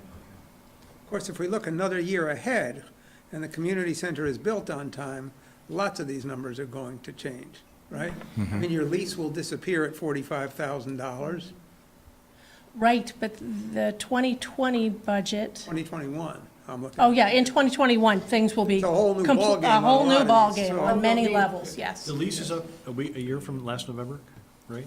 2 years, It was a 3-year lease. 2020. It's 2 years from this past November, 2 years more. Or 2 was years. it October? 2 years. November? Oh, you're right. 2 years, because they moved a year ago last November. Yep. Right. So we got a year and whatever. Yeah. So essentially almost 2 years, okay. Yeah. 10 months. So I'm happy to answer any other questions as well, but that's where the meat of it is. No, I don't have any, because this seems to all make sense in 2021. If we're on time with the community center, it's going to be a whole new ballgame on a lot of these items. And we Next can't year's figure going to them be an out right interesting now, so meeting, that's right. If we're not on time, We'll be how on hard is time. it to negotiate with the mall about a I don't think partial? we're allowed to. I think we're out when we're out, right? I mean, There are indications that they're unlikely to extend, they're unlikely to extend. That's what I thought. so we should probably build our building. Heather Trombley said they're not extending to me, so they want the space back. They want it back. Although Sears sounds like they may Exactly.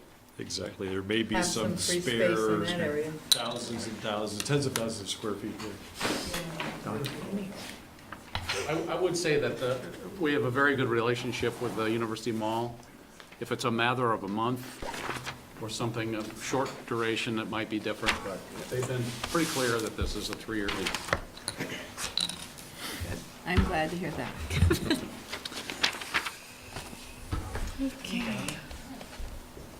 What line are we on here, Donna? What, We're on 192, section 3300.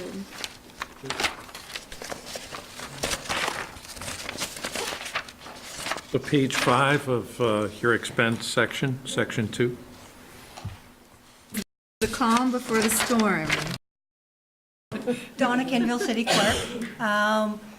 Yeah, so my budget really is pretty much consistent year to year. The only thing that really fluctuates a lot is the election expenses. In the fiscal year 2020, there will only be one election. It will be a very busy election. It will be our annual town meeting, and it will be the presidential primary. Now, 2021 budget, the day was talking about, we're going to get hit because that will be the August primary, the November presidential election, and then our annual town meeting in March. So that one, the expenses at that point will jump up.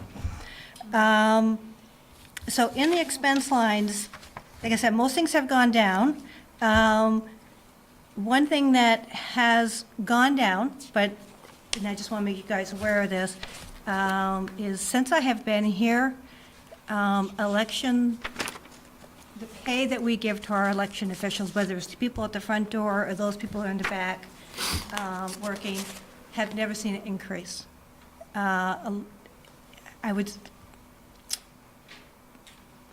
Back 18, 19 years ago, people looked at it more as a volunteer. This is something that they felt good community service kind of thing. Nowadays, it is getting very, very difficult to find people, as you guys all know.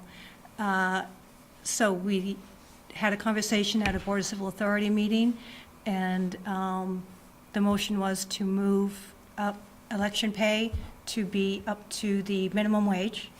and then to raise the front desk workers to try and get qualified people to kind of get some people to be aware that this is a job and we need to take this seriously. So even though it didn't increase my budget from last year, without that expense, it would have gone down a little bit more, a couple thousand more. So that is really my biggest thing on election. Contract, can't say that, my contracted services. I was paying for a good share of clerk base, and now with Lazyfish coming in, I did that because I wanted to get your council minutes on our website. I wanted to be in word searchable. I wanted the transparency. I've been able, through doing this with clerk base, to go back to, I think, the late 1950s. Our city council minutes are on there. So you can search by any word that you want, and there it is. With Laserfish, I think all of that's going to be moving over there, so the expense out of my budget is now no longer there.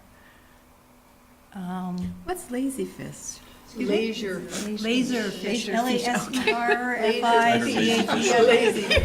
Lazyfish. I haven't been We're involved that getting a much in it. tank in the, So what's laserfish? I honestly, that's Lazyfish. Corley's thing. I haven't been involved in the process up till now. They're just a document management company. Paul, So they do a little bit of I'm- everything. I'm sure Paul would be happy to go into a little more detail. His department is the main use of that right now, so.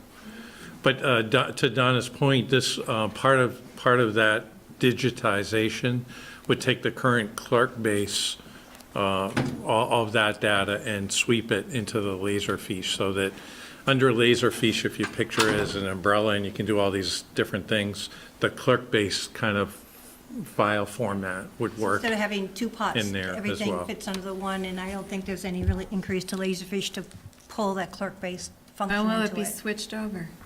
The timeline is yet to be determined, we're just working on it now. Okay.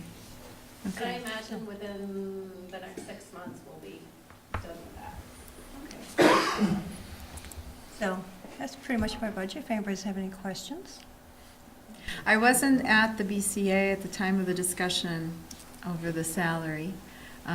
Is it the actual minimum, or was it $15 per hour?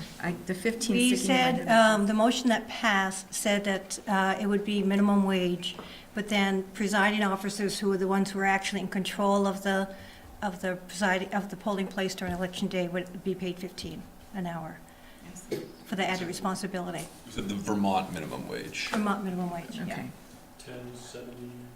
872? And now, and obviously that is also contingent upon my budget passing, because I don't have the money in my funds, obviously, to do that, so it's effective July 1st. Right. And could you say publicly what people are paid today? Currently, right now, somebody who is working the front desk, doing the check-in, if they would be there all day for 13-plus hours, they would get $75. Ends up being $5-6 an hour kind of thing.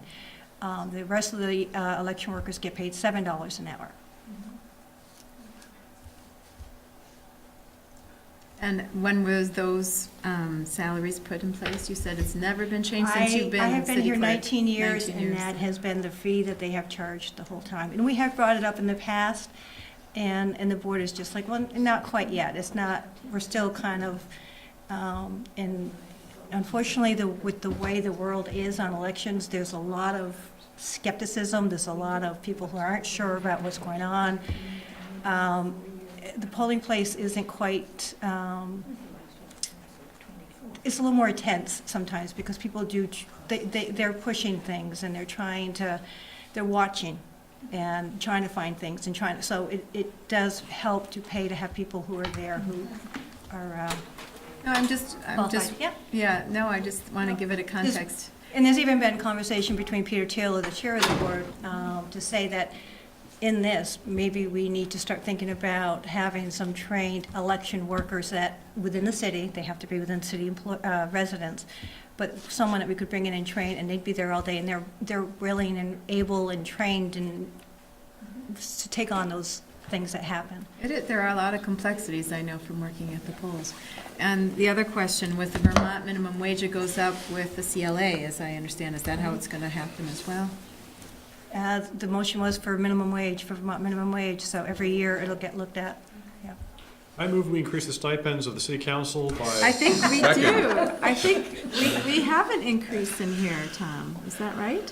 Yeah, and Somebody- it is Talking about this it is for a very while. minor, and I think it would behoove staff to maybe do a kind of a poll around the area to find out what the payments are, the stipends are around us, to kind of bring you back in, or at least bring you into what's reasonable for what people are paid in a similar kind of community. Nobody up here does it for the money. No. Burlington recently went from $1,800 to $5,000, and they have 12 counselors, and it's been $1,200 or $1,100 in South Burlington for we don't even know how long. It's been 15, 20, 30 years. Yeah. So it might be time to get us up to market rates.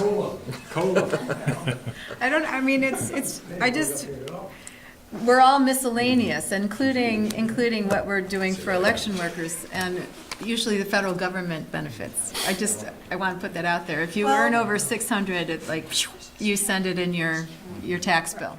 The only thing is a little bit different is, and I don't know why, but there is different IRS guidelines for election workers. Oh. So they're not taxed the same. Oh, I'll have to look into that. Oh, Yeah, gosh. so when you- $65 I got, it's gonna be taxed. Now, that being differently. said, once you get to a certain level, so you might want to increase your stipend if you got to go over in your elections. All right. Although working the elections is part of our job, our role, so we are, in some ways, already compensated for that. Yeah, you're right. Well, I mean. It's one of as the Tom duties has they don't pointed tell you out, about when you run for I don't council. believe any of us ran for city council because we needed an extra $1,100 a year. And they feed us really well when we work the polls, so there you go. Thanks for the food. Yeah. I try. Marcos. Food. Well, thank you, Donna, for giving us the context. Thank you. Yeah. Expenses are going up, man.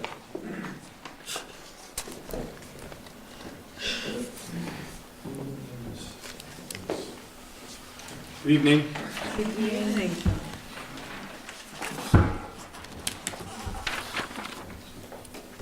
Again. 598. Page 17 of section 2.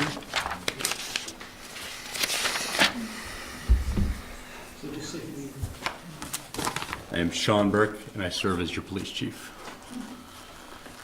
And as it dawns on me that the window is now steadily closing on things that I can blame on Chief Whipple, responsibility for this budget presentation. Highlighting the areas where there's some significant increases. The first line is 6,500, 1012 under fitness. That's an adjustment that more accurately reflects payments made to members of service that take part in the mandatory annual PT test. The next line of interest is 6,524 uniform and supplies. This is kind of a catch-all where we buy uniforms and equipment. I asked for an increase in this category, in particular to buy some less than lethal munitions and equipment.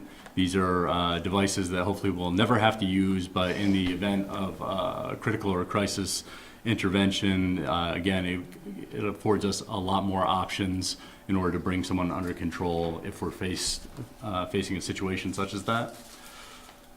I think the next line is a new line, 6,500, 37.01. Community outreach, this simply has been broken out to its own line item, and I will attest that it is essential in order to police a city to have the resources that the community outreach team affords, not only our operations, but our fellow community members that are in crisis. So in the past, this was vacancy savings. Correct. So now it's a line item, $34,000. Yes. and then skipping all the way down to 65.67 under consulting services. We've added here a subscription program to IHMS.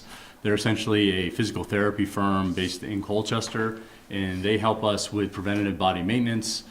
Being a pretty physical profession, we see a decent rate of injuries that their firm can help us get ahead of. Also, they're helping us with how officers wear their equipment and what equipment that we issue. We buy the officers a lot of gear, and you see that I wear the traditional police uniform.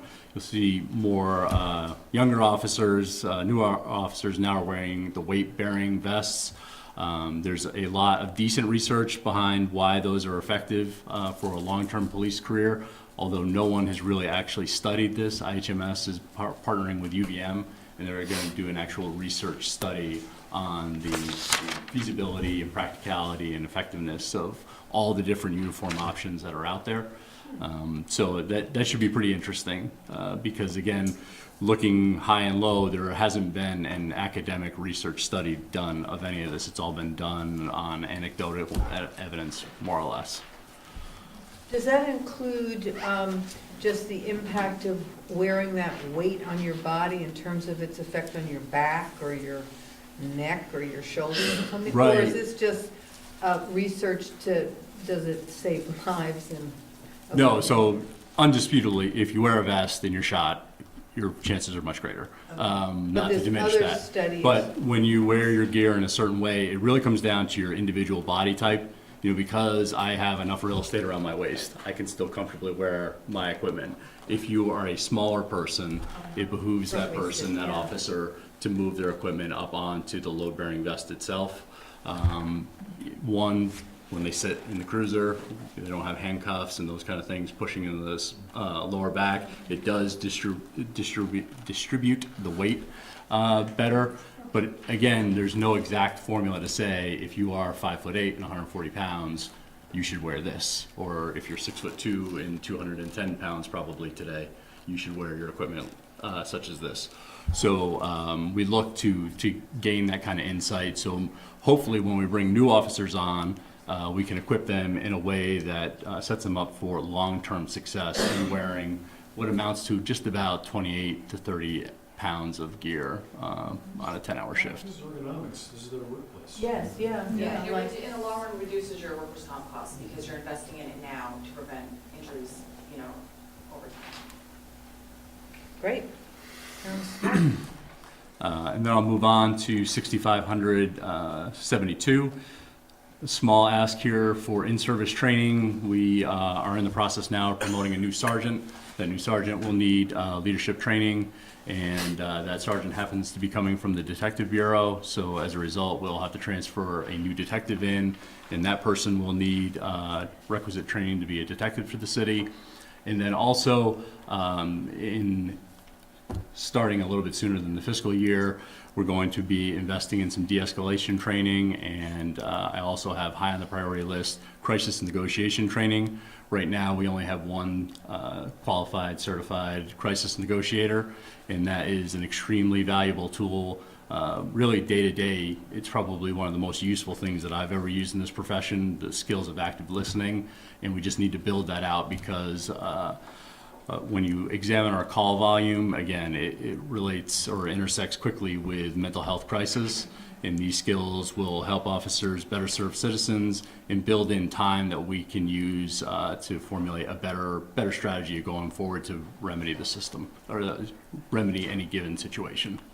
So will some of that training be provided by the outreach members or Howard Mental Health, or is this a different kind of? This is pretty specialized training, and it used to be called hostage negotiation training. Now they call it crisis negotiation training. It's really based in active listening and working in a team with another trained negotiator in developing themes and talking with the person about ways to resolve the situation with dignity. It's really nothing that is taught outside of the law enforcement realm that I'm aware of. And it's actually something that we've talked with Howard a little bit about. If We don't know yet if it would be valuable for their staff to be part of that. But again, as a part of how a negotiation kind of evolves over time, oftentimes you can bring in a person, a trained clinician or a community outreach worker to listen to the dialogue that's going on, and they can be extremely valuable in identifying themes that the negotiator can use to try to, bring the person back to a place where they're willing to surrender. Why did the upper floor lease expenses go up? I'm sorry? The upper floor lease expenses went up like 8%. Yeah, I do have a note on that. Let me just... 637. It's from the tenant upstairs, basically? Yes, I'm just trying to see if I got... Well, does that cover heat and stuff like that? So the space is being used, so we have to heat it?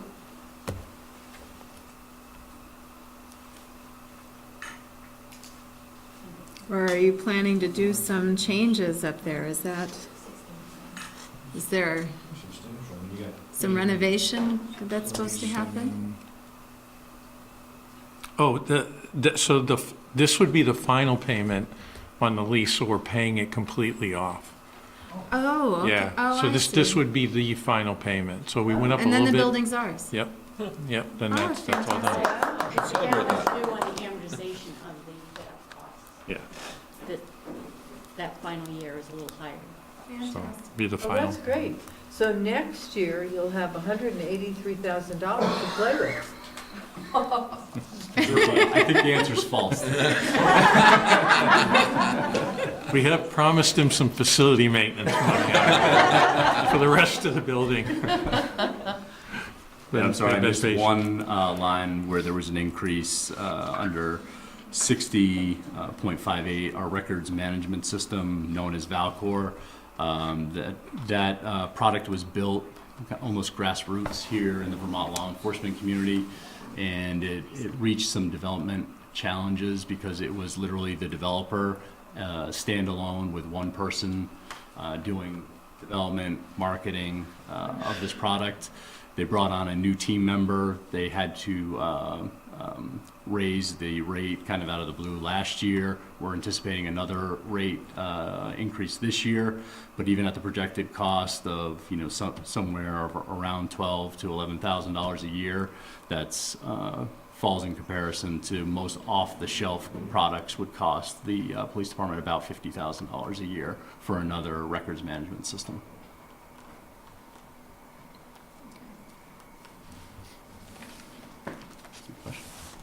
Thank you. Thank you. Thanks, Sean. Thank you. Stephanie?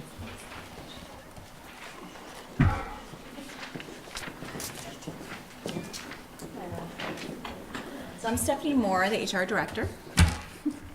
So I'll first start with safety. We currently have a safety committee that meets monthly, and the purpose of that committee is to identify safety risk hazards and to communicate and create a culture of safety amongst our employees at all times. We also want to look for ways to drive efficiencies within safety. So we're currently in the process of implementing an electronic SDS library designed for OSHA compliance. So value added. We're just finding our It's spot. I'm sorry. page one, Yeah, Okay. and Sue's gonna have to- it's kind of the second page in. It's really page two, but it's the only way we could format it to Right. print the Gotcha. top. All right, Yeah. we're with you. All right, so SDS is the safety data sheets. So whenever a company has chemicals or even buying cleaning products, you have to have the SDS sheets for those products, so you know what the hazards are and also what the required PPE is to keep our employees safe. So we are moving to an electronic library on that because it's very time consuming to keep that up to date at all times.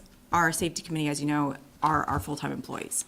We take time out of our regular jobs to be on the safety committee to do this. So moving to an electronic system will keep it up to date, and it's going to be at employees' fingertips, okay? And which line item is that? I don't really see it in here. Contractual services. Under HR and Benefits Administration? Or is it somewhere Yeah, else? line 63. Thank Under you. contractual services? Oh, okay. Thank you. So that's the safety committee. Yeah. Currently working on increasing the utilization of our current ADP payroll system. Increasing the utilization will increase our efficiency. We'll be able to go green with a lot of stuff within payroll, and we'll be able to move to a self-service portal with our employees. Another feature that we want to add on to the ADP payroll system is called a carrier connection. And what the carrier connection is, it's ADP and all of our benefit vendors, which we have about 7 of them, merging together, and ADP manages the process of ongoing enrollment transactions rather than the admin function of 7 different vendors and administrating that ongoing.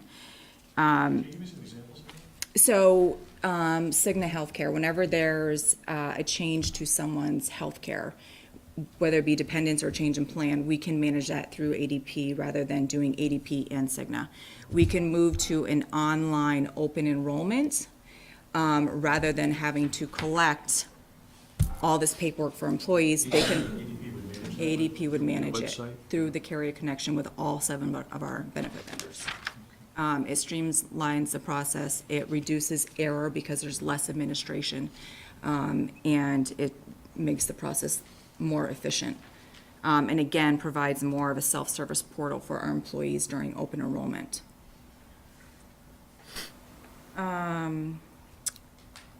CS1 is another vendor that we just implemented for 1/1. That is to move to a third party to administer our COBRA with retirees and terminated employees, and also to administer a new benefit that we just offered to employees, which is the flexible spending account. And then the last thing is, in the budget is for an online training portal. So implementing an online training portal will streamline the process and create consistency amongst 3 areas within HR. The first one would be an online learning management system. This will be a training portal where all employees are assigned training specific to their position, as well as specific to federal and state compliance, which in turn creates a culture of learning. An online applicant tracking system. This will streamline the recruiting and job posting, reduce cost per hire, and fill positions in a more timely manner. And then once we have that applicant selected, having an onboarding portal where new hires will go in to complete the onboarding checklist, complete forms, and receive clarity on policies and procedures. And that, again, just provides consistency with everybody coming into the city. Is that the EAP services? No, that's us. We broke that one out too for this year. Yeah, so you're familiar with the EAP, so that's a separate cost. We broke out from the rest of the contracted services because it's paid. So all of this was under contractual services? Yes. Okay. Yeah. And then another thing just to touch on with Tom off of health and wellness. So we currently have a wellness engagement committee, and that committee focuses on 5 elements of well-being, which are career, social, financial, physical, and community. And we are doing this through company and community events as well as electronic communication. So really educating our employees about health and wellness, what exactly is offered within our existing benefits outside of just going to the doctors and paying your doctor bill. What other things within there do we offer to help you be a healthier you? So communicating that to our staff and educating them on generic, prescription drugs, and just really vamping up the education on medical. And we're also in the process of creating an online employee portal which will house all this information, so they'll have access to it at all times.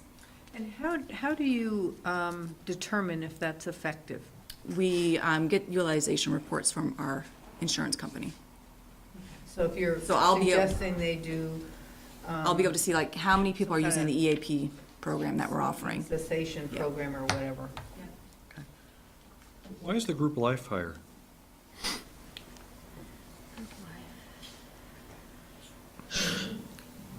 It's mainly contractual with the agreement that you have for city manager. as well as we just shifted from, or we will be shifting as of March, from Lincoln to Unum. And there's different categories within the system for management and other employees that reflected some of the actual costs that we've been paying. And I think some of the group life in the past has been taken out of different accounts, like the long-term insurance, which was part of the same company. So it never really got reflected accurately. So we know this number is a true number just for life insurance. And this is the first time with the switch to Unum that we'll also be able to offer employees optional life insurance. We weren't able to do that under the old plan. Yes, at their cost. Yeah. Their cost. Okay. Yep. But this group life represents insurance plans for employees? Okay. In case of accidental death, dismemberment, whatever. Okay, yeah. Oh, Tom? Go ahead. I'm really excited to hear about ADP. I think you're doing all the right things, so that's what the city needs to do. One thing, I think I heard you say, there's opportunities to create a more green environment, less printing of paper checks. So moving more towards online self-service with employees.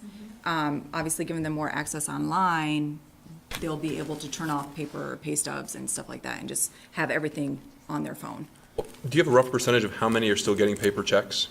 No, because we're just in the process of getting ready to put that up. Is it a large I think, number? yeah, it's Okay, large. so It's I would majority. just plan on seeing in your mind, I've read multiple Well, reports. paper checks, they get paper stubs, majority Okay. are direct deposit, but they're still getting paper stubs. Majority are direct deposit, but we still have some Why are they checks. getting paper stubs? We're moving to having them Okay. eventually turn it off. Each one of those costs a So lot of giving- money, so. Educating them on the self-service portal and then getting them there too. Just get it on their phone and not get paper. Point I was gonna make, the average check or stub can cost an organization $1.50 Yeah. per, and so I've heard of organizations either penalizing the employee when they want a paper check or possibly We're just starting this incentivizing them process, to go so- paperless. I'm just Yeah. saying, this is really expensive and it's unnecessary, so I'm Yeah. glad you're going in the right Yeah, direction. we'll be I there in don't a think couple we had months. any option. Yeah. It was just, UVM is your online direct yeah, deposit period. that's it. Yep. What We'll is get your that. experience with Sitting here ADP so far? Is it I've a been using positive- ADP, what is my experience with it? Yeah, I've been using ADP for 20 years, Yeah, they're great. so I know it so you. very well. so You have a good opinion of them, okay. Yeah, I have great experience with ADP. Okay. Yeah, Okay, just asking. yep, They're an industry leader in this, so it's. they are. I understand that, just asking. Hey, Nice to meet you. Nice to meet Stephanie. you, yeah. Justin? What page? DPW is page 19.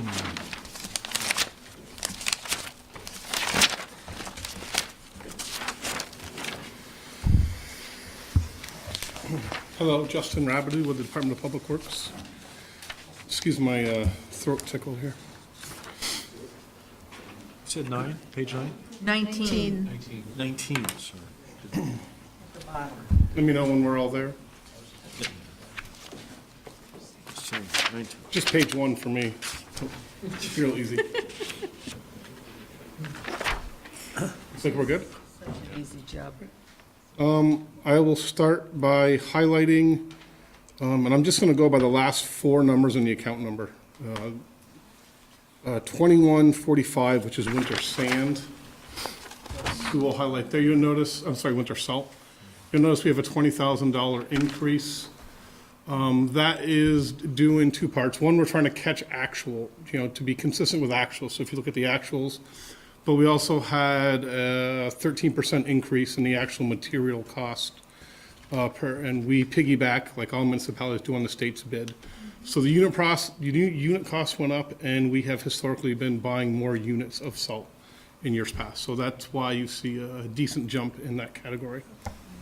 So far this year, we're doing pretty well on it, though, I will say. Just wait. Thank you, Councilor Barrett, for ruining it. It ain't over The yet. bah humbug down there. Line item 5900, which is building maintenance. Wow. It's a $40,000 jump. That's not because we are, it's for a CIP project, our garage bay expansion. So just from an accounting standpoint, we added that $40,000 CIP project because it fit better here than any of other line items. Everything else on the traditional expense side of this category is expected to remain the same. It's the $40,000 that's part of the CIP garage bay expansion. So this is just where it's housed from an accounting purpose. And a few items below that, under the same vein, 60.59 tree care. If you recall, we were back in front of you in April, I believe, talking about emerald ash borer. And staff presented to management a 7-year plan to fully eradicate, cut down, as it were, our inventory of 760 ash trees, as well as replant and behind them. So our plan is not to just cut the trees down and call it a day. So we're entering in year 1 of this. So in year 1, all we're doing is removing $50,000 worth of trees. And again, it's a CAP project. Accounting-wise, it ends up here, so the money can pass through. And we're going to accomplish this in a variety of ways. We're going to, hopefully during our own downtime, use our, because we're fully capable of not taking trees down. We're going to self-perform some of the work. And then whatever remains fiscally, we'll spend $50,000 on contractor services to help kind of expedite. For example, it'd be really advantageous to us if we put out a bid for X number of tree removals, we'll get a really decent per tree price, as opposed to normally when we're removing a singular large tree, it's costing us $1,500, $2,500. But if we lump it all together, we'll obviously get the bulk purchasing power. So that's why you see tree care jumping. And this is going to be, and I would suspect in the future years, we would continue running it, Tom, through this line item. But in years 2 through 7, well, in years 2 through 6, we're going to be removing and replacing. And then finally in year 7, hope if all goes according to plan, we'll just be replacing. So next year, this number is going to jump because we're going to be cutting down and buying and planting new trees. So this will be a particular focus of us. Much like over in the water world, we did a 7-year meter replacement, which we have good news to report on next week, and the money that's saving us in terms of lost revenue. So same thing, year 1 of a multi-year effort in tree care. Is ash a good firewood? It is. However, it can't be transported, quote, out of region. Right. So we could make it available. Generally, if you see, anytime the Green Mountain Power Crews are in town, there's usually a pickup, and then immediately or the next day or two, because they'll just cut it up and leave it in reasonable sizes on the side of the road. We haven't formally figured out what we would want to do with it. But yes, it can be used for that purpose. So can the public pick it up if they see it? Again, we'll probably have some more information on that once but that's a really good thought, thank you. And the last item of note, it doesn't have a number, but it's facility stewardship, and I'm just echoing, it's line 725, if that shows up in your printout or your, okay. And that's just echoing what Tom said. This initially was a higher number, as you know. It's been reduced to help support the 1/3 to 1/2 FTE of the staff person. And then my question earlier was, of this 75,000, some of it is used for investing in energy efficiencies? Yes. Is that correct? Yes. How much?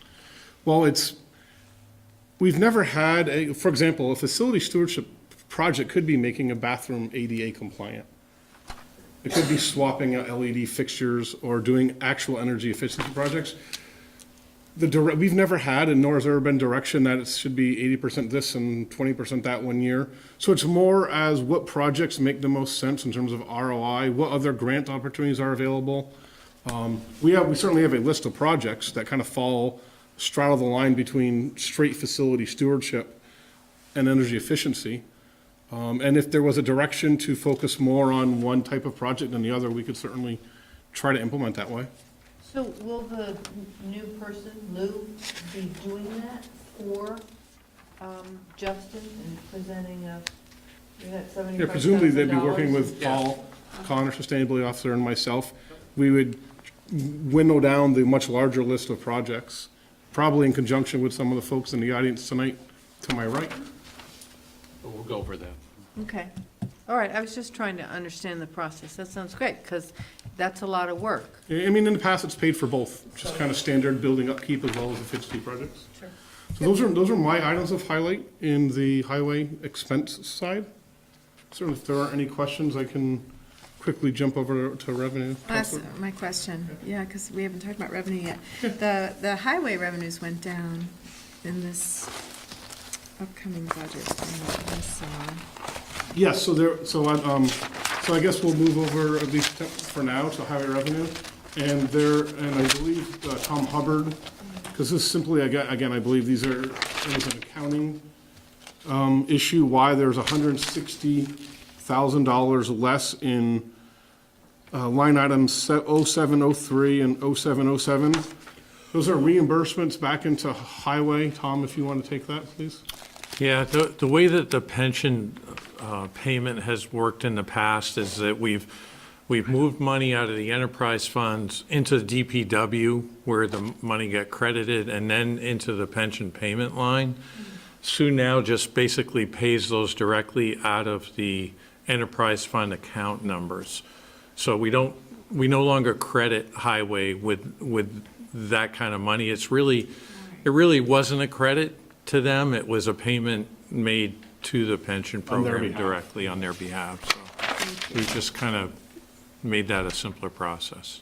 But that's how we had to reflect it on paper for the accounting. Which page is revenue? That's page 7 of section 3. 63? Page 7 of section 3. Oh, page 7. I see.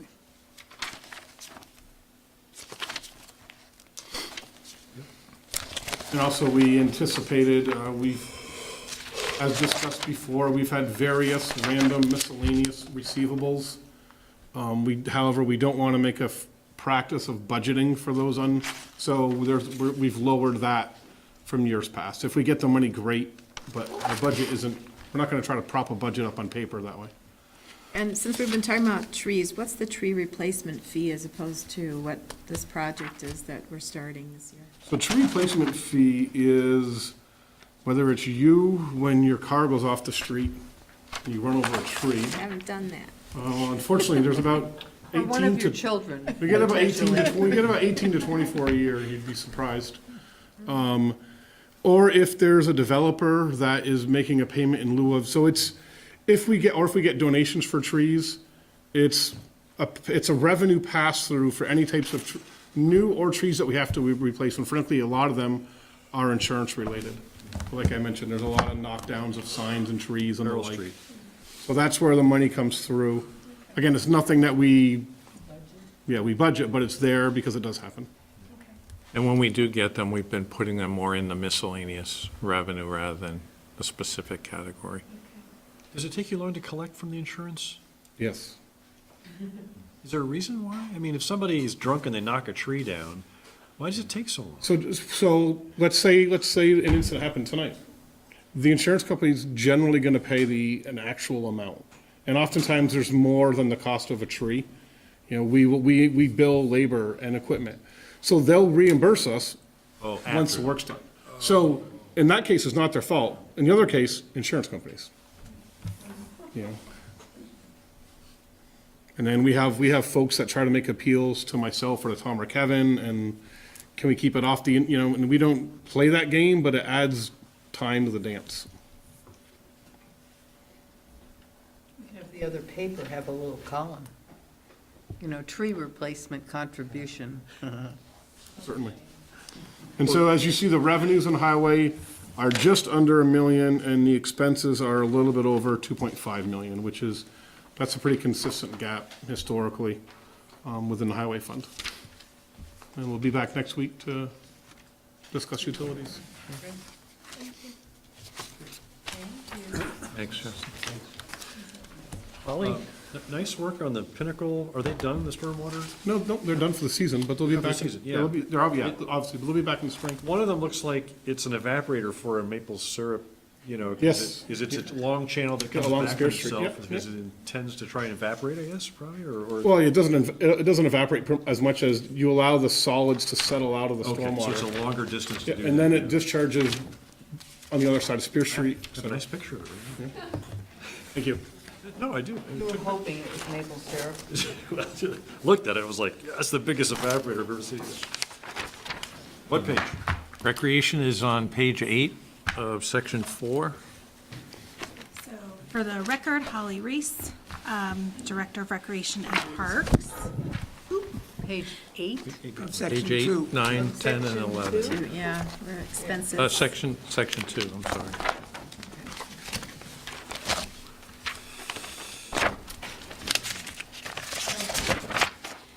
So just a quick overview that this proposed budget allows us to maintain our expected level of service to the community and also plans for a little bit of modest growth for community engagement and program offerings.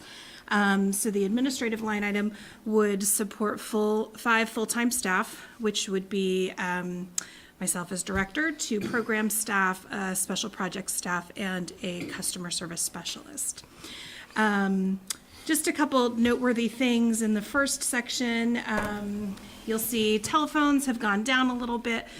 We've been paying for the programmer phone, so that is inclusive of seasonal staff that need to be in touch with the office.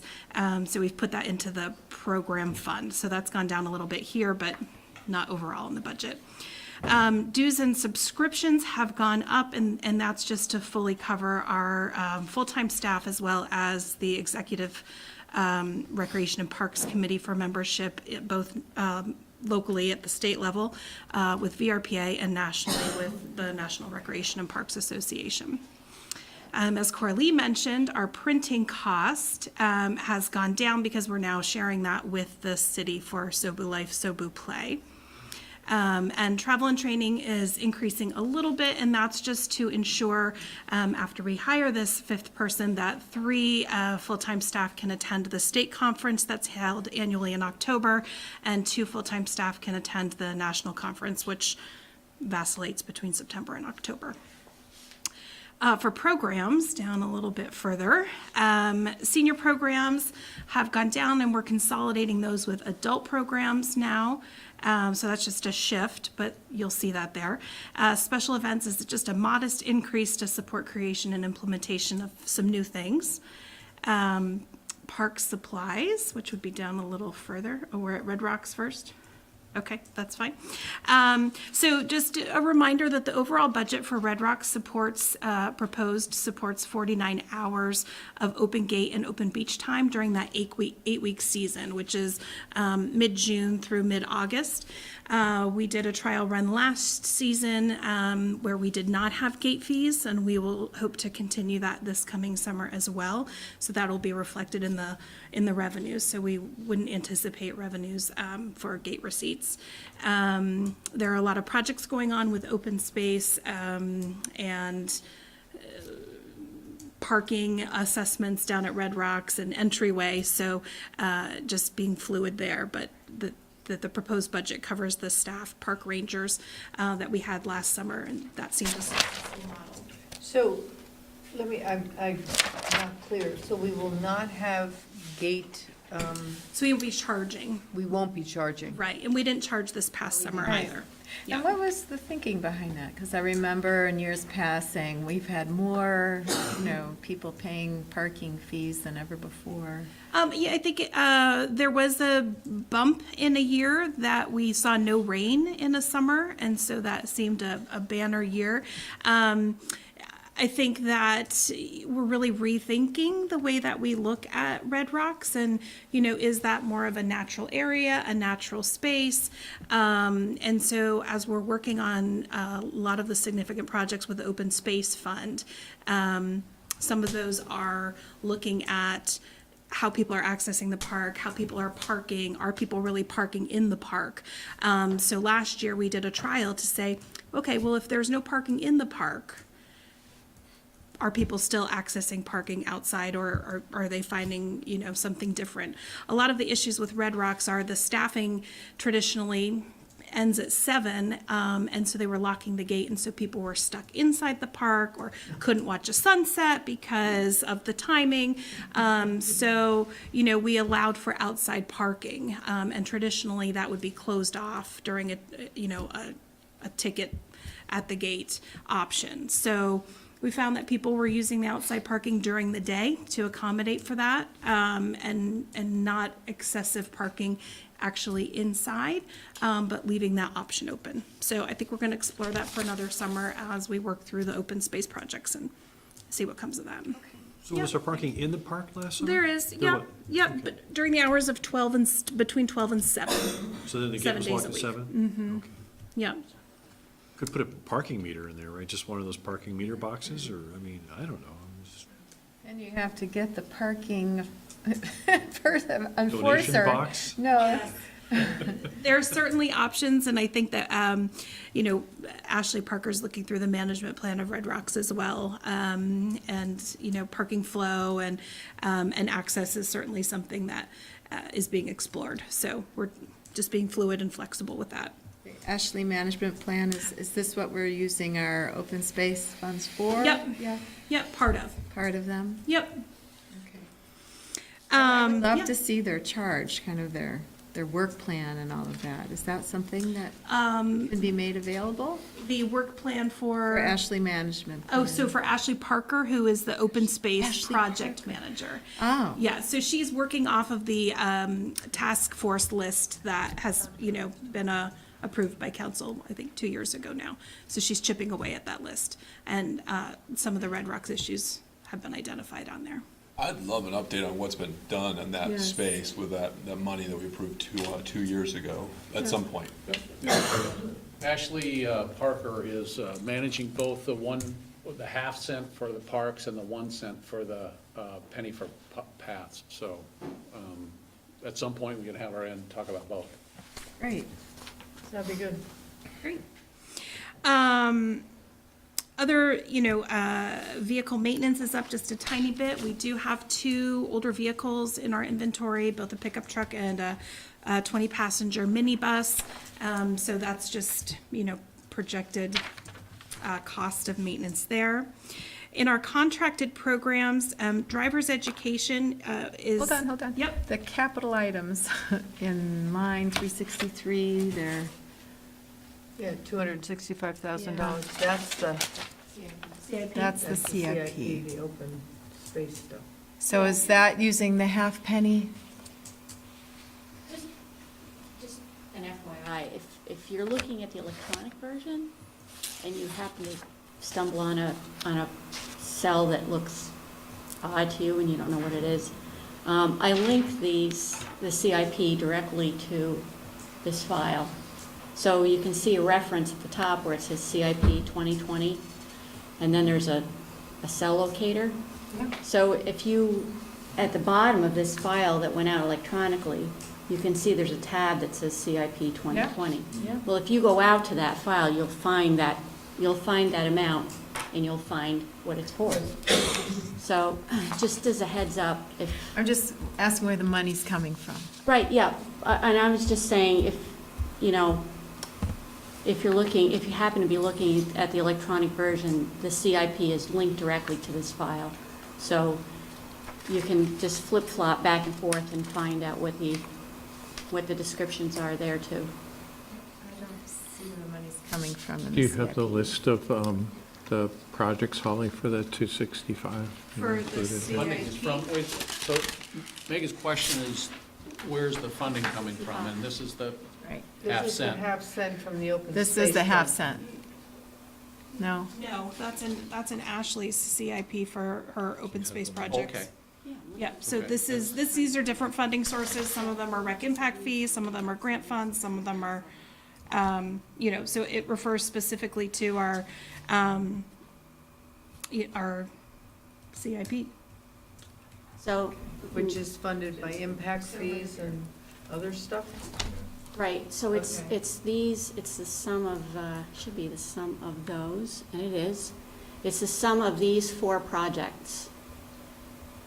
So, in the CIP tab, Vet Memorial, Dog Park Amenities, and South Village Soccer Field?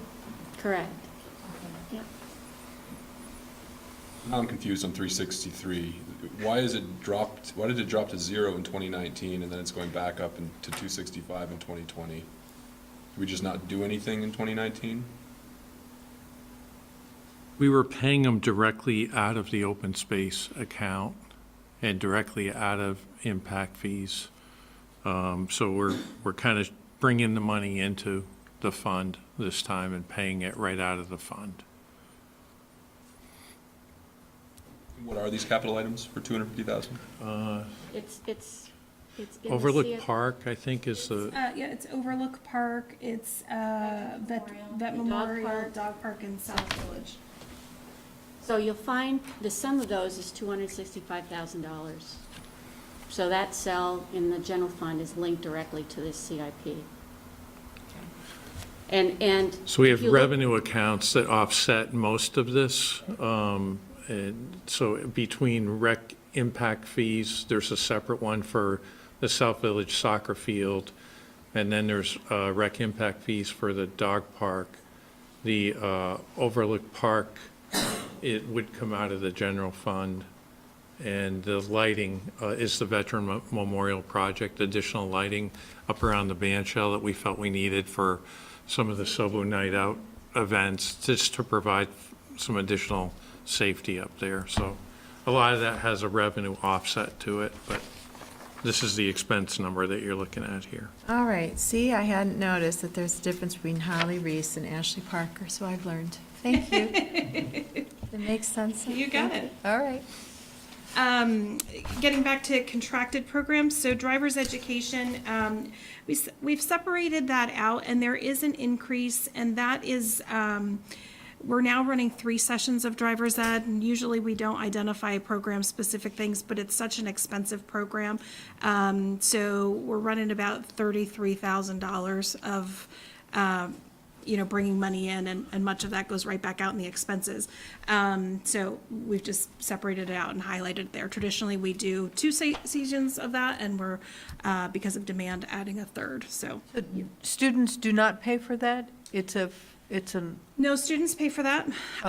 So it's, if students don't get into the school program, there's quite a list. It's about a $750 program, and that's because of the extensive amount of driving hours and classroom hours. And so, we do a significant split of that and, make about $2,500 off of the program. But it's an expensive one and brings in a lot. Also modest increase in expenses for youth programs, and that's just accounting for more expenses as we build our program inventory with another program staff person. On the revenue side, because I think that's the end of ours. As I mentioned, you see a decrease in the Red Rocks gate revenues. There won't be any, but some other modest program revenue increases in youth programs and adult evening classes, and those would be as we look forward to bringing on a full-time program person as well. And then the Sobu Night Out. So we've done a lot of work with Sobu Night Out, the summer series, to get us to a point where our revenues, we're hoping, the expense is about $27,000, which we've gotten sponsored and working with a sponsor now to cover that as well. And then we've streamlined a lot of our expenses and also have some really great revenue coming in from vendors, both with food truck, alcohol sales, and also some tabling opportunities. So really looking to be right around $41,000 as money coming in from that. What do we charge for the food trucks? I'm just curious. So when we started, we would do 20% of sales, which became cumbersome and difficult and frustrating at the end of the evening, both for staff and for the food vendors. Absolutely. So now we've gone to you can opt for a single night, a half season, or a full season. I think a single night is 105. And I think if you do a full season, it's about $75 each night. It works out. So yeah, somewhere between. What do you do down at Arts Riot in that back parking lot on Friday nights? Do you know how they handle it? I think that they have either a single or a full season rate at Arts Riot. Yeah. So, and those are the only significant increases or decreases that we have. The electricity at Dorset Park, you're projecting a $500 increase. That's because of Just increased events. increase in events? Or did you not budget enough for last year with SOGO nights, the number that you I had? think we're hoping to do more of those types of events. And now that people have seen that happen, other people in the community are looking to replicate those events, which we would regain money from the rental of that space, but it would be an expense for electricity too. Mm-hmm.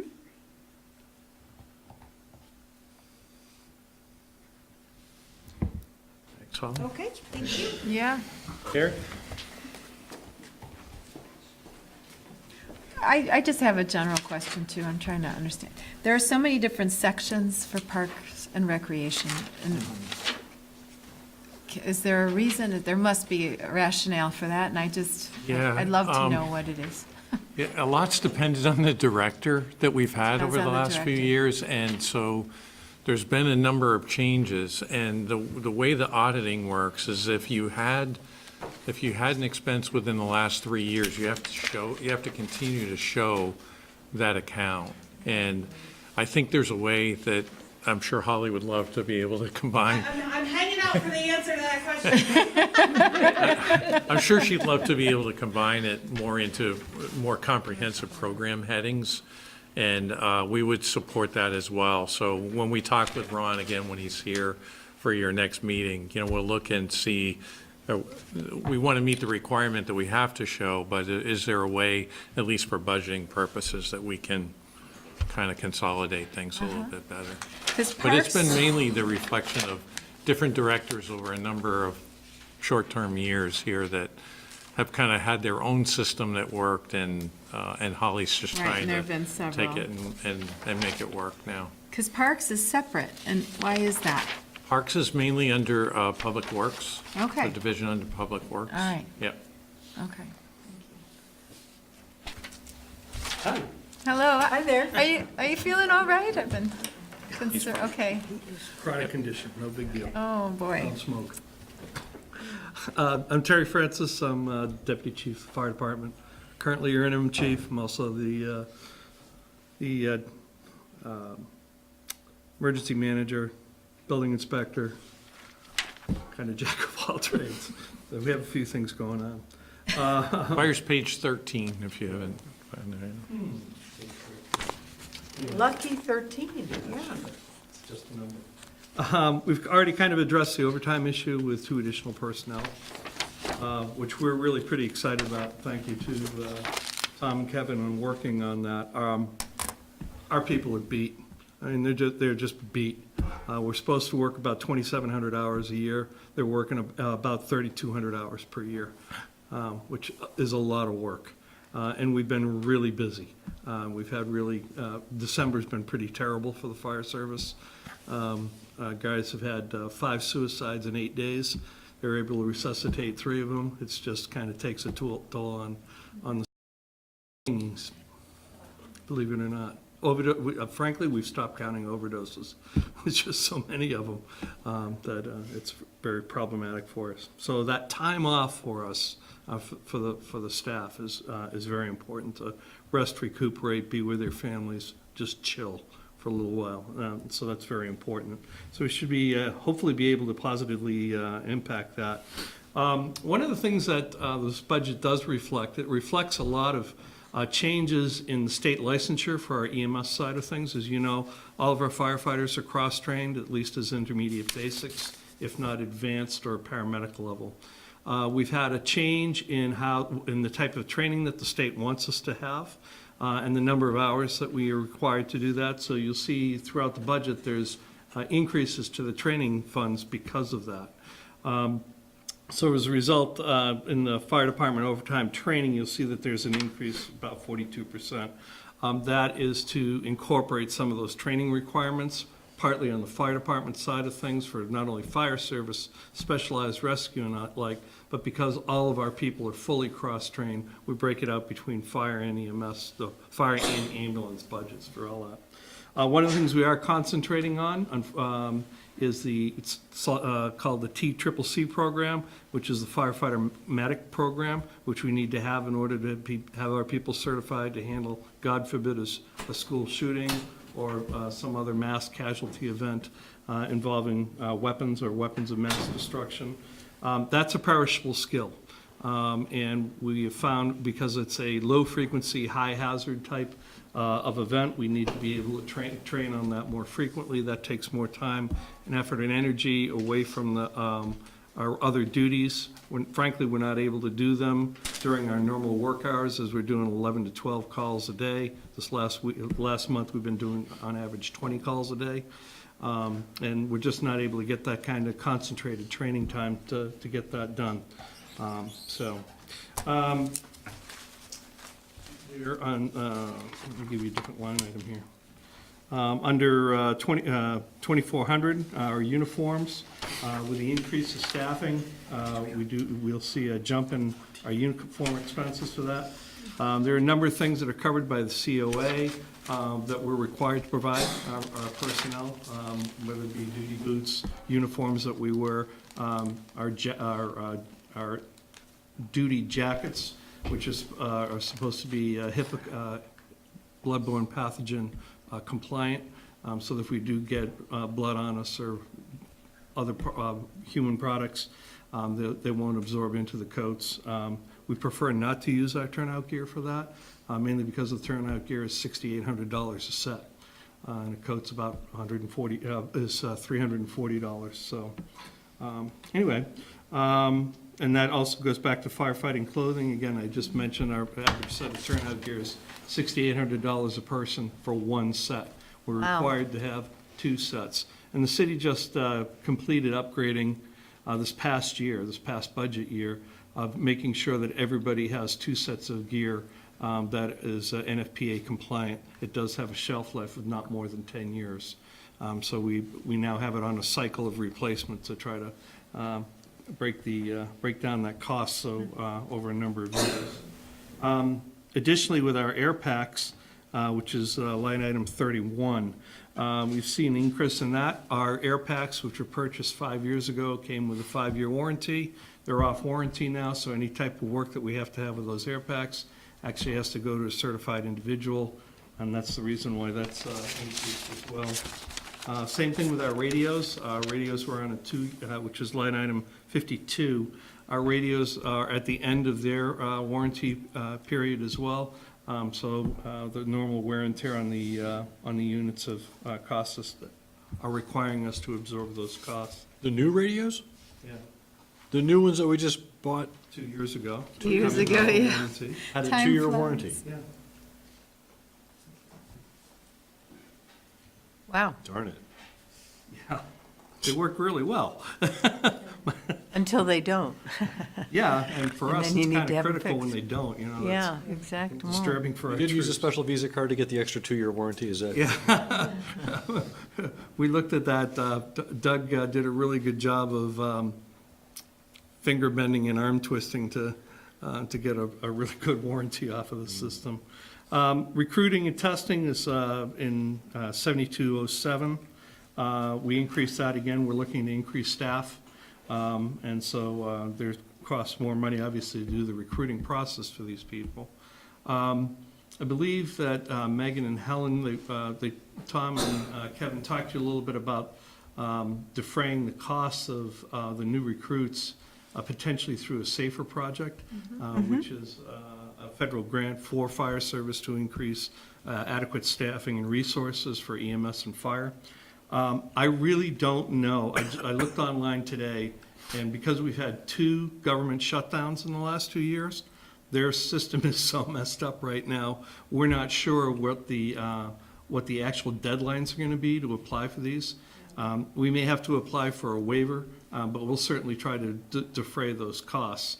There's no guarantee on that. Like I said, things right now are so messed up with the FEMA funding and where they're supposed to be in their normal schedule, that they're already 6 months behind on awards of their grants. So that was as of 4 o'clock this afternoon.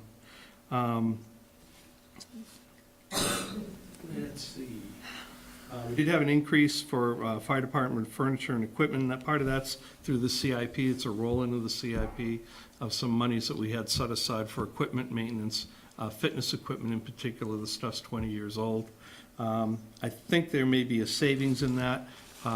We were able to find a gym through efforts of a number of people, find a gym that's going out of business, and we're able to pick up some commercial level stuff that's only been used for a couple of years versus our folks pounding away on them every single day.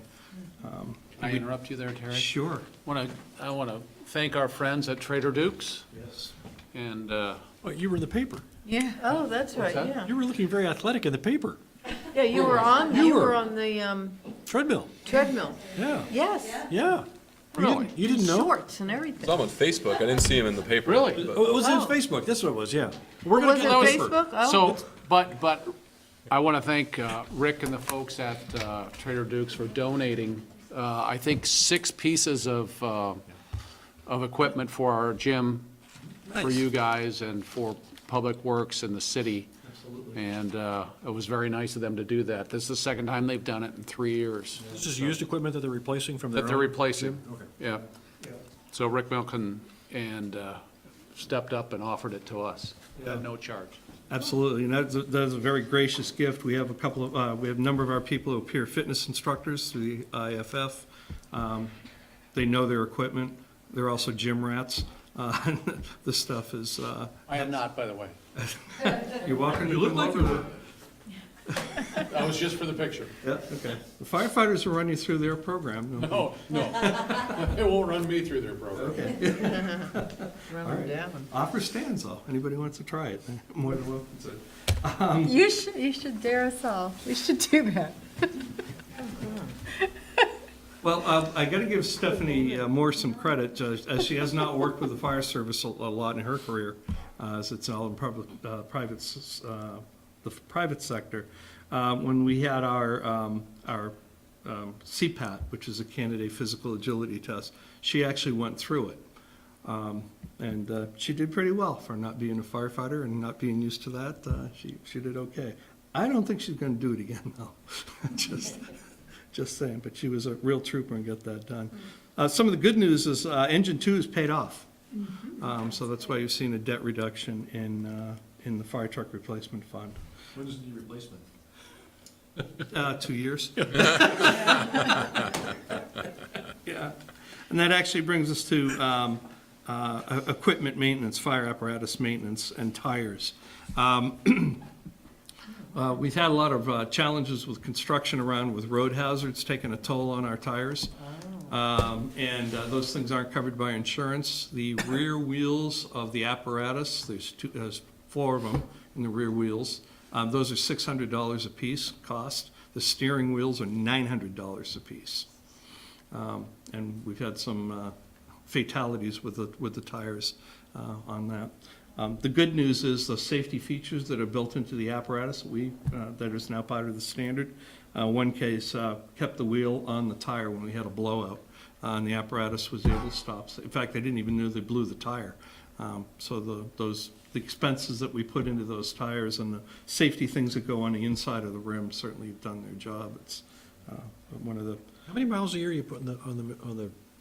Oh, that's a great question. I don't know off the top of my head. Mileage-wise, I don't know. We did 3,700 calls this past year, which is, it's the busiest year we've had to date. Maybe 40,000 miles? Again, I could find out for you, but. I'm just curious to know how many miles a year you put on all the vehicles. Yep, and certainly get that breakout for you. That's not a problem. So on that point, this is my 4th year going into a budget, and I would just say it would be very helpful to, if it's easy to pull together what the annual calls have been for the last 5 years, because as people in the other paper read about 2 new firefighters, it's really important to make that argument that we're seeing increased service, and it's also going to save us money in overtime. Yes. Yep, absolutely. Okay, just jumping into the ambulance budget here. Our biggest change here is medical, is line item 6,100 disposables. So here's a cocktail information for you. With the graying of South Burlington, so we did 3,700 calls last year. We transported about 2,100 patients to the hospital during that time. Not everybody needs to go to the hospital. If they can go by private vehicle, safely. We certainly encourage them to do that. There's quite a bit of coaching that goes on by all of our people to make sure that we're not tying up an ambulance unnecessarily. It could probably be more successful, but sometimes people just want to go by ambulance. So of the about 2,100 patients that we transported, 46% of those people were over 65 years of age or older. So almost half of the people that we transported, that's 966 patients. Of that 966 patients, 62.5% of these needed some sort of advanced care. Okay? So that means that we're running 12-lead EKGs on them, starting IVs, giving them drugs, that type of thing. Obviously, when we start using Narcan or other class 1 drugs on some of our patients, we have to have specialized delivery systems in order to do that, titrate the medication at the required rate. For example, of 5 suicides that we had in an 8-day span, each one of those took $250 needles that had to be drilled into their bones each in order to try to resuscitate them. So, and that doesn't include the cost of the medicines themselves.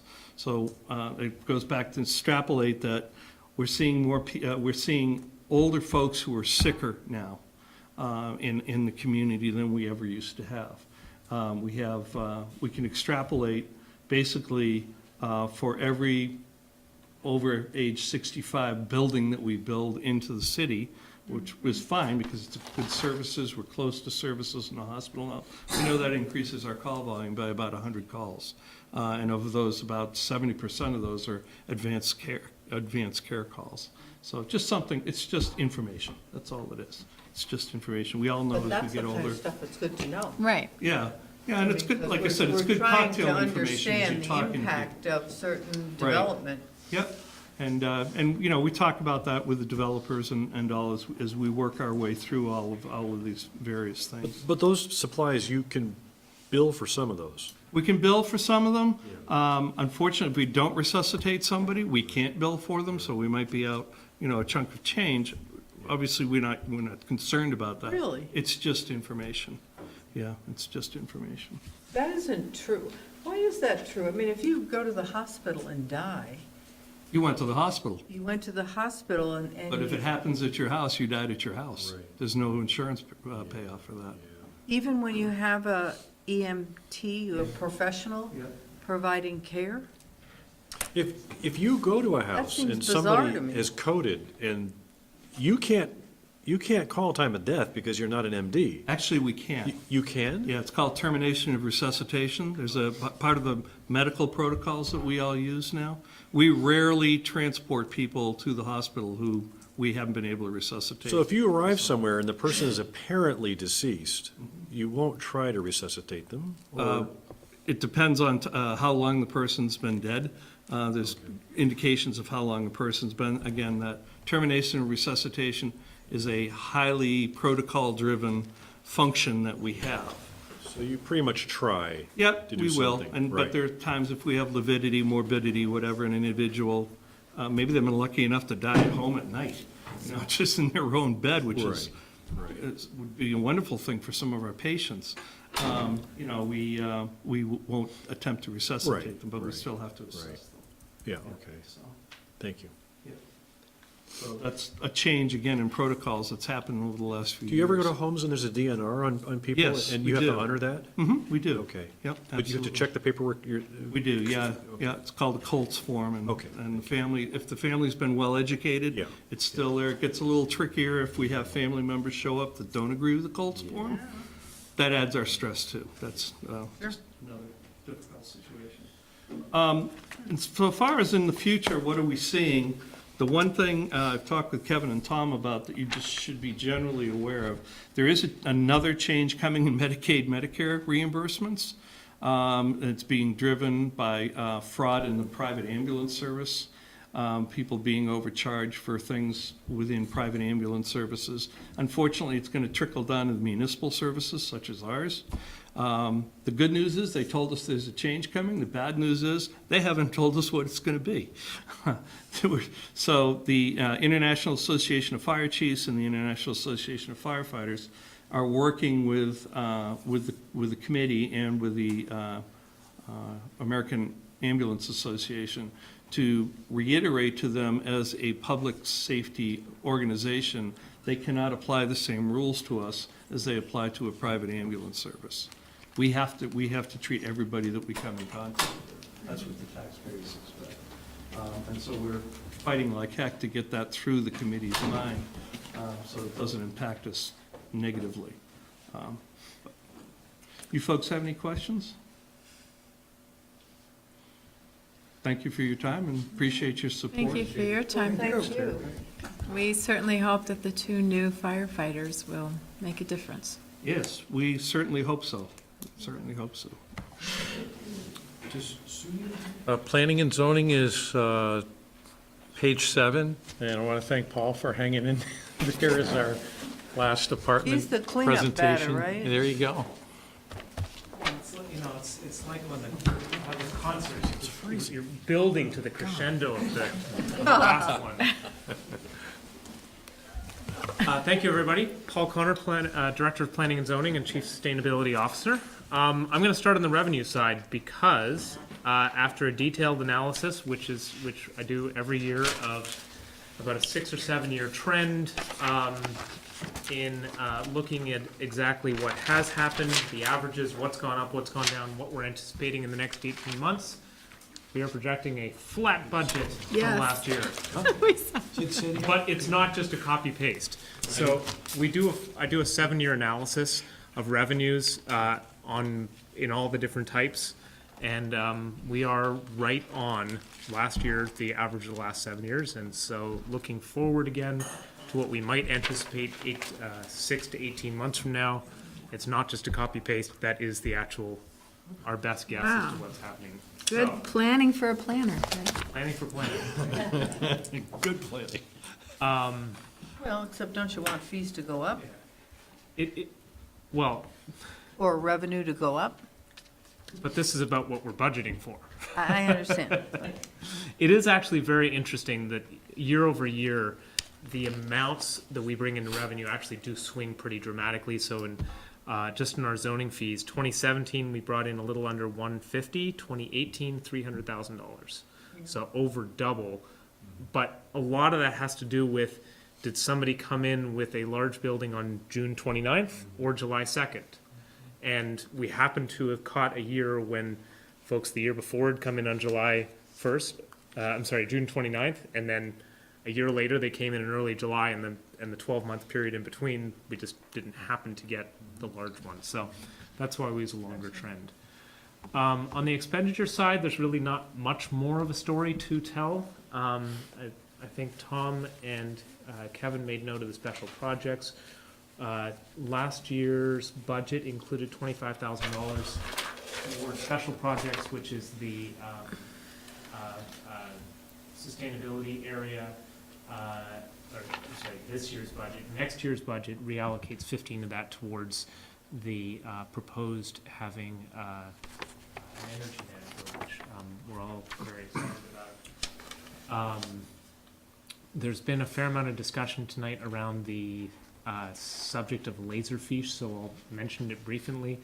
That's one of several different online companies that is essentially a digital repository for data. They do everything from municipal stuff to banking stuff to hospital records to whatever it happens to be. It's infinitely organizable to whatever a organization's needs are. We're really excited that we started with our development review board files. We have 30 filing cabinets worth of all the history of every DRB project and others. We are at the letter K or L right now, having started with the A's. We have not told our folks that we have Williston Road and Shelburne Road still to go, but it's been going extremely well. And what it does is, with scanning in all the information, we put in some basic information for keying it, and then it is word searchable entirely. It can be organized and reorganized in whichever manner you like. So Whereas when you put something into Windows Explorer, it's filed in some particular way. Here, we have it filed by date, but it is also at the exact same moment filed by street address. And it's sort of a mirrored copy of it that winds up going that way. And if we want to look at it a different way entirely, then we can sort of mirror that again, and all it takes is a few lines of code to do that.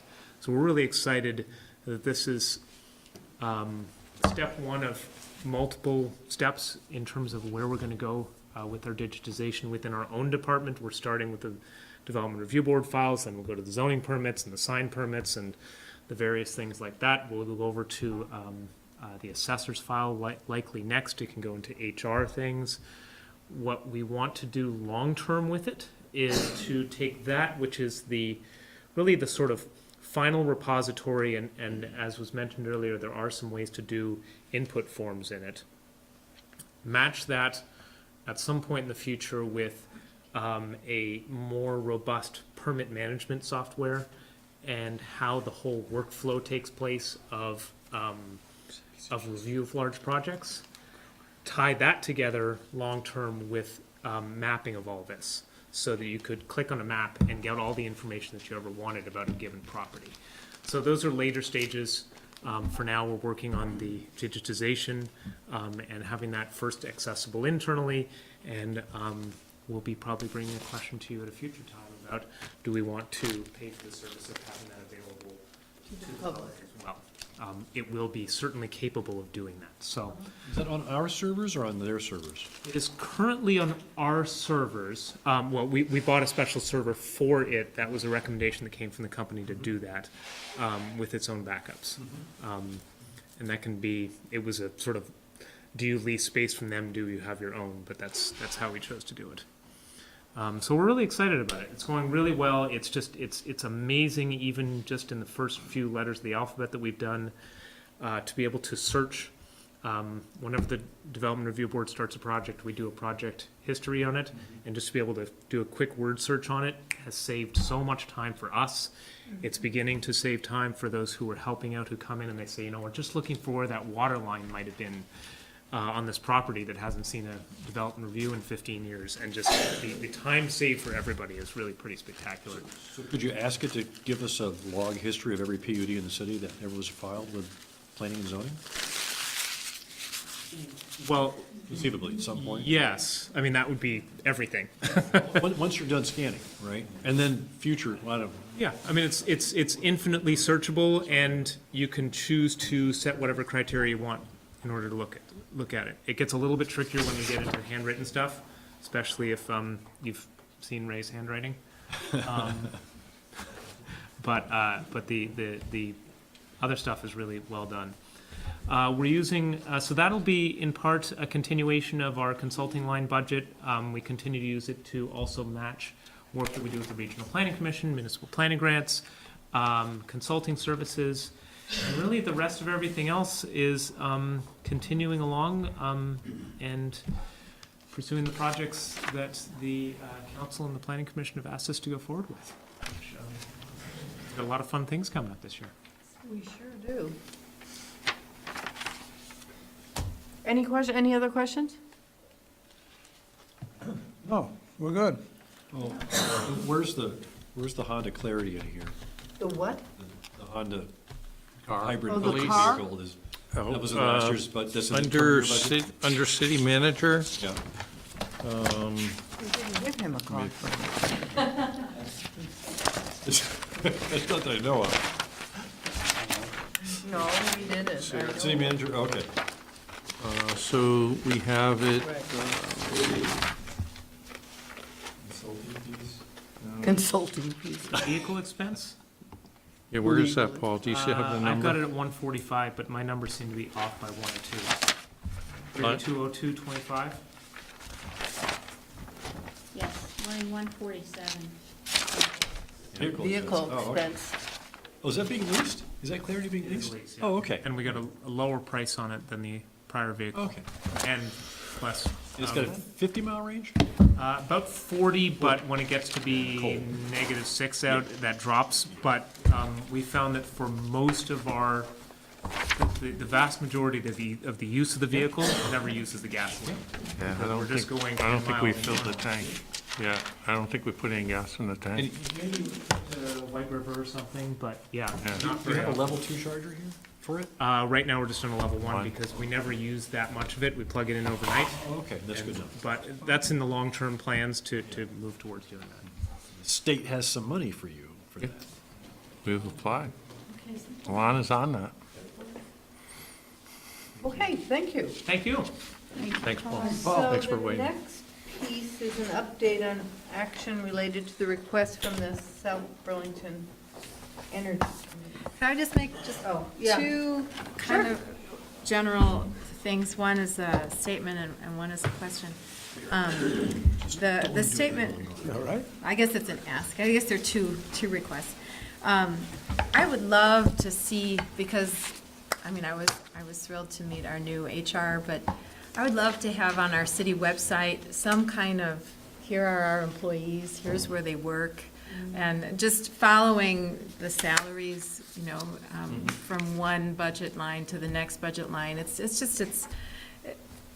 raises questions like, oh, who's working for who? And so I would love to have just that ability to go online and say, oh, I see, this is where these people are.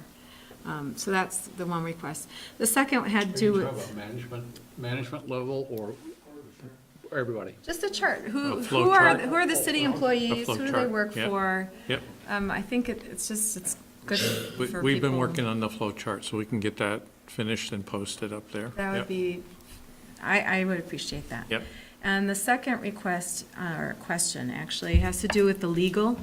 Because I saw the legal expenses go up. Is that because we have a new city attorney, or does that have to do with something else? No, that's the main reason for it. Okay. And some of that was offset by money that we're not spending on the outside attorney in the same line. Yep. The rest of that savings isn't reflected in the general fund, it's reflected in the enterprise fund. Because Okay. a lot of her work is with Tom DiPietro with Stormwater. Yeah. And that savings on legal costs on that side of things. So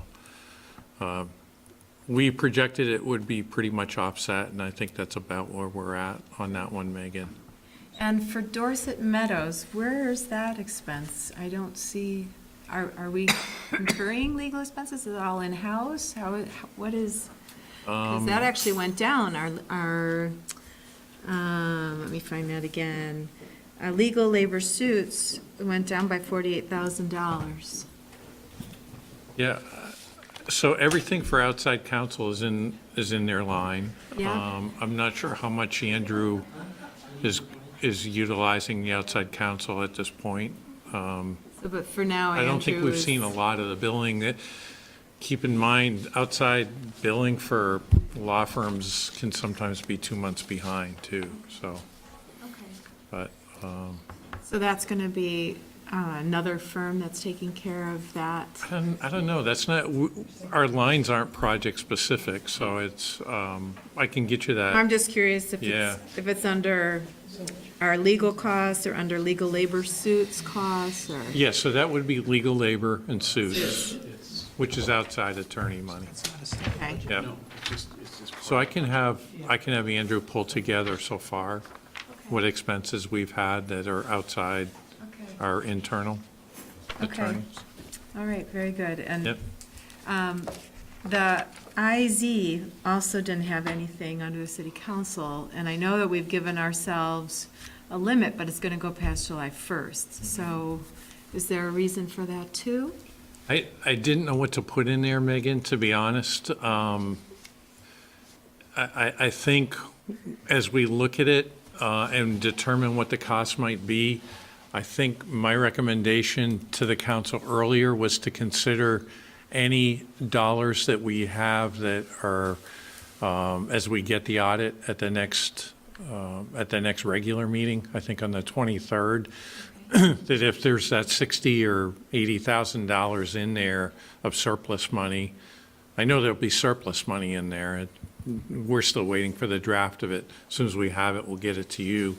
But I guess my recommendation would be maybe consider holding that and using that for that purpose, since it was an unbudgeted expense. And I really didn't guess at a number for fiscal year 20 for that, but that was my proposal. Okay, thank you. Yeah. There's I pulled up our Stitzel bill history. Can you make that bigger? You know, go down to the right? So November. More. More bigger. Keep going, keep going, keep going, keep Okay, so going. This is an aging community up here. November, they billed us $1,100. October, oops. This was not quite current yet, so we're going to see more of Well, what we you're don't have looking for in December. December's the only one I'm Yeah. missing, but there's October was $700. Doesn't want to be bigger. Sorry. That's not you. September's $890. So compared to, I mean, I've got lots of history in this file, but compared to prior, I mean, we were thousands and thousands of dollars. And so it's a dramatic reduction in our Stitzel bills. Okay, thank you. I just want to say, these budgets and this binder and this spreadsheet doesn't come together naturally. Very nice job. I know we put a lot of work into it. This was a very clear presentation, and I just think this was one of the best budget presentations I've had while on council, so nice work. Thank you. Excellent. Yeah, thank you. Glad it was helpful. was. Thank It the was really managers easy for to all their follow. work and Sue for putting it all together. Yeah. I just felt that the management, and maybe it's just, I don't know if there's another reason, but they all seem very relaxed and comfortable with the budget. I did It's not a- feel compelled to say, what have you given up here this year? It's a great group, and we've had really good dialogue back and forth as we talk about the budget. I think they're very respectful of understanding the council's position and have been very careful about coming forward with a proposal that was really, this is what we need, this is what we have to have. And I think they kind of looked at it from that standpoint. And I mean, when we pulled it together, it was around that 3%. So we knew we were kind of in the ballpark. And really, it was a matter of determining what has to be done this year in the CIP and what might be able to be done next year, or what can be split like Justin's with the two bays between the 2 years. So it was a matter of just kind of repositioning some of those projects to make it work. So, but thank you. Thanks for your comment, Tom. Okay, so let's, So update. yeah. Update on the- Linda McGinnis is here, current chair of the Energy Committee. A couple of meetings ago, or maybe the last meeting, on the December 17th, the Energy Committee appeared before you to talk about the prior resolutions that had been passed by the council and the need to be moving forward with a plan to comply with the expectations of those resolutions. Since that time, Linda and I have met. We've met with other committee members too, to come up with a way to meet the expectations and the plan and the project list that they have laid out.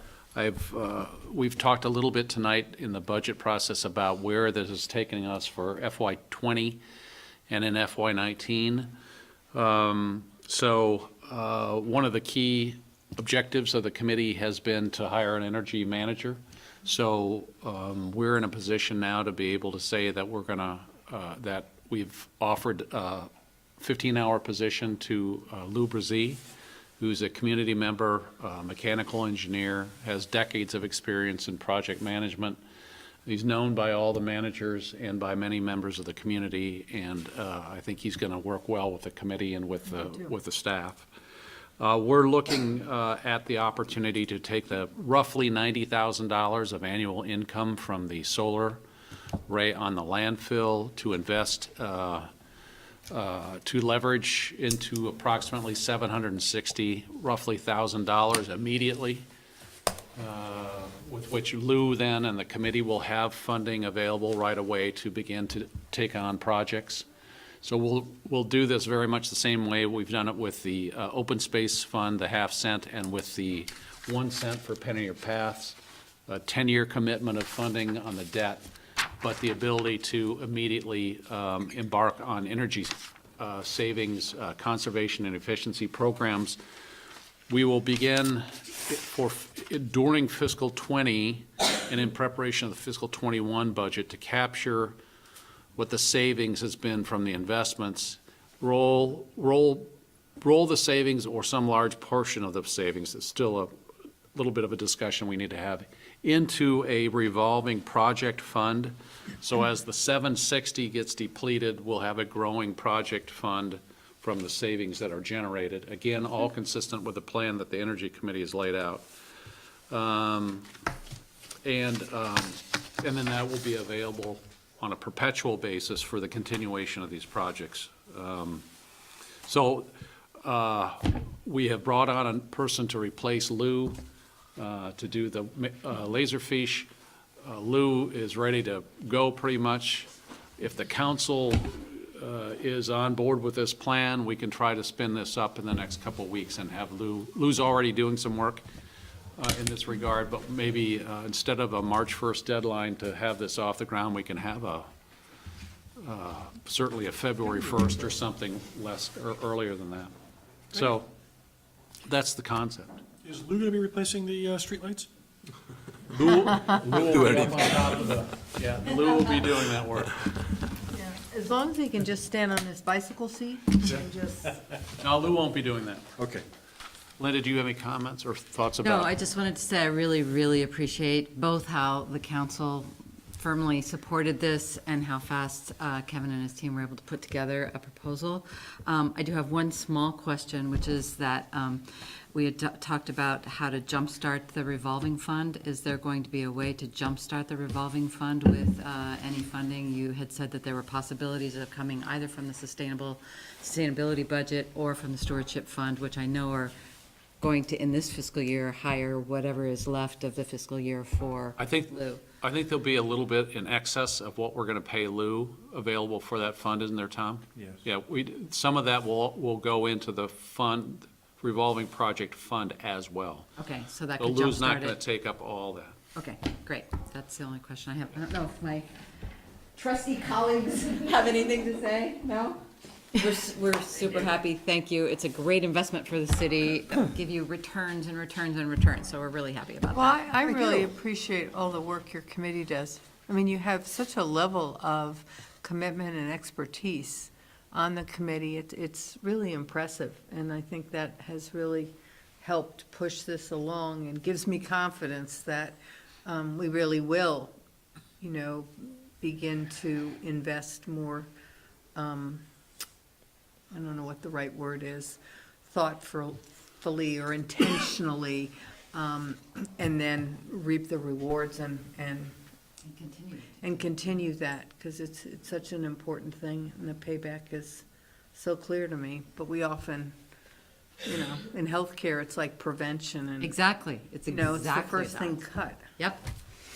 So we really appreciate the thoughtfulness and the rapidity in which you responded to that. So thank you. Thank you. Do you need a motion or a? Hold on. I got the benefit of having Tom fill out, along with Helen and Kevin, the idea of the loan that you had shared with them. Could you share with the council that idea? Well, I think Tom is the one who figured it all out. Oh, all right. He took our proposed idea and then ran with it, so. Yeah, I mean, I took what I think is a conservative number for the landfill, and I mean, we had some months that were significantly more than we thought we were going to get.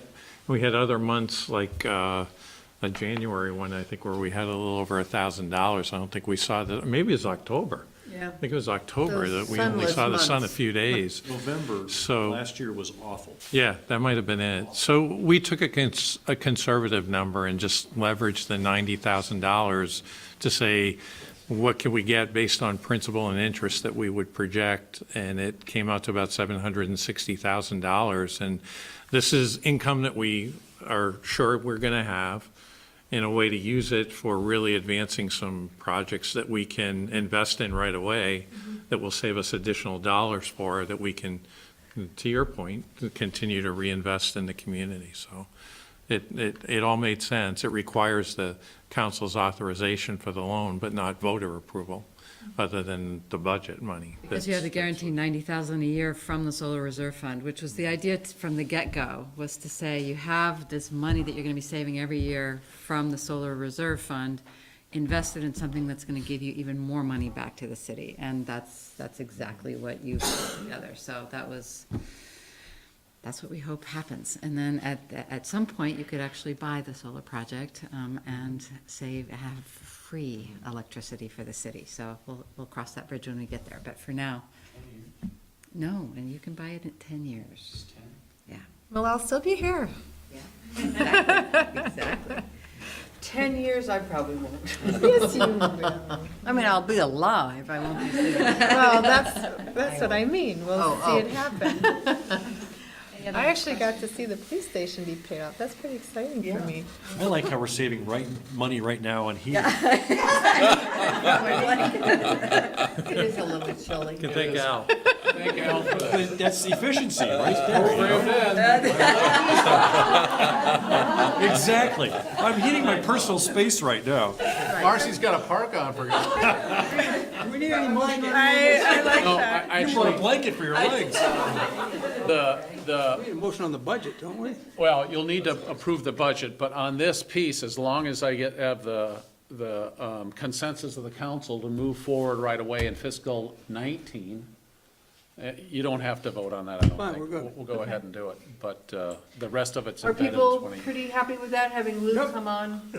Maybe February 1st, the money is in the budget, so. Yes. But we'll be back to you for, as Tom said, we have to get your authorization for the loan, so we'll be back to you on Okay. that. But not go too ahead long. with Lou starting up as soon as you can, you know, for the last week in January, that's okay too. Great, Good. thank you. Thank you. Thank you. Thank you.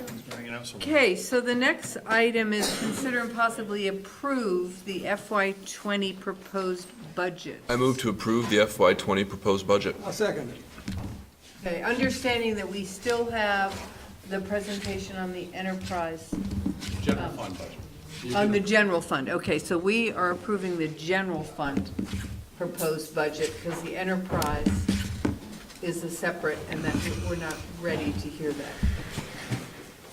But that's a self-sustaining. Do you need me to amend the Okay. motion, or is it satisfactory as is? It is. So you want to move approval of the FY '20 proposed general fund budget? Yep. I just put it out there. I was hoping to have some input on where we are in the contract talks before we pass the budget, but I wanted to know, I mean, we're budgeting on something where we don't That would even need to have be an contract. executive session. Exactly. So that's when if we could do that at the next meeting when we see the enterprise funds, is there a reason why we need to approve it tonight, or is that?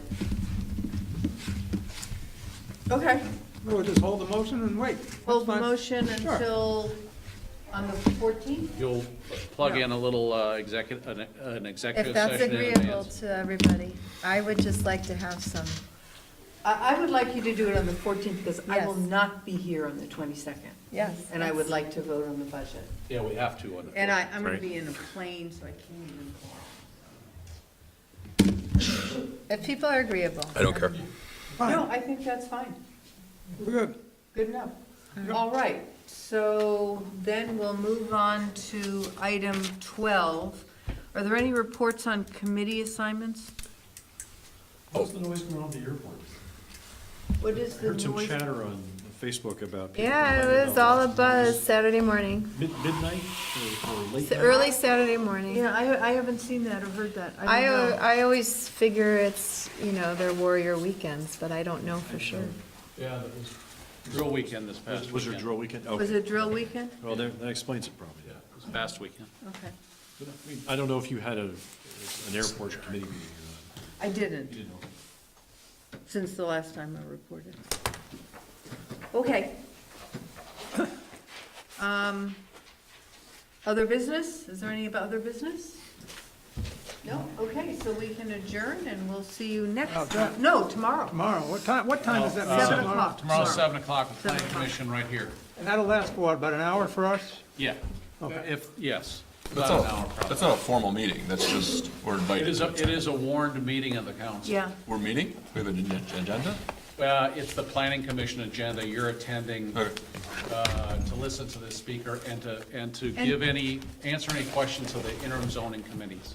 50% not going to be there, is that a problem? 50%. I might be able to be there. I thought you were gonna be half here. I kind of will be. Snow at 8 o'clock tomorrow morning, Nah, so- it's not a problem. All right, so are we We're Have a good I one. think we're adjourned. All in favor of adjournment? Aye. Thank you. We're all headed out the door. Yes, so. I know, people get so Eager. When 4:10 eager, we can't even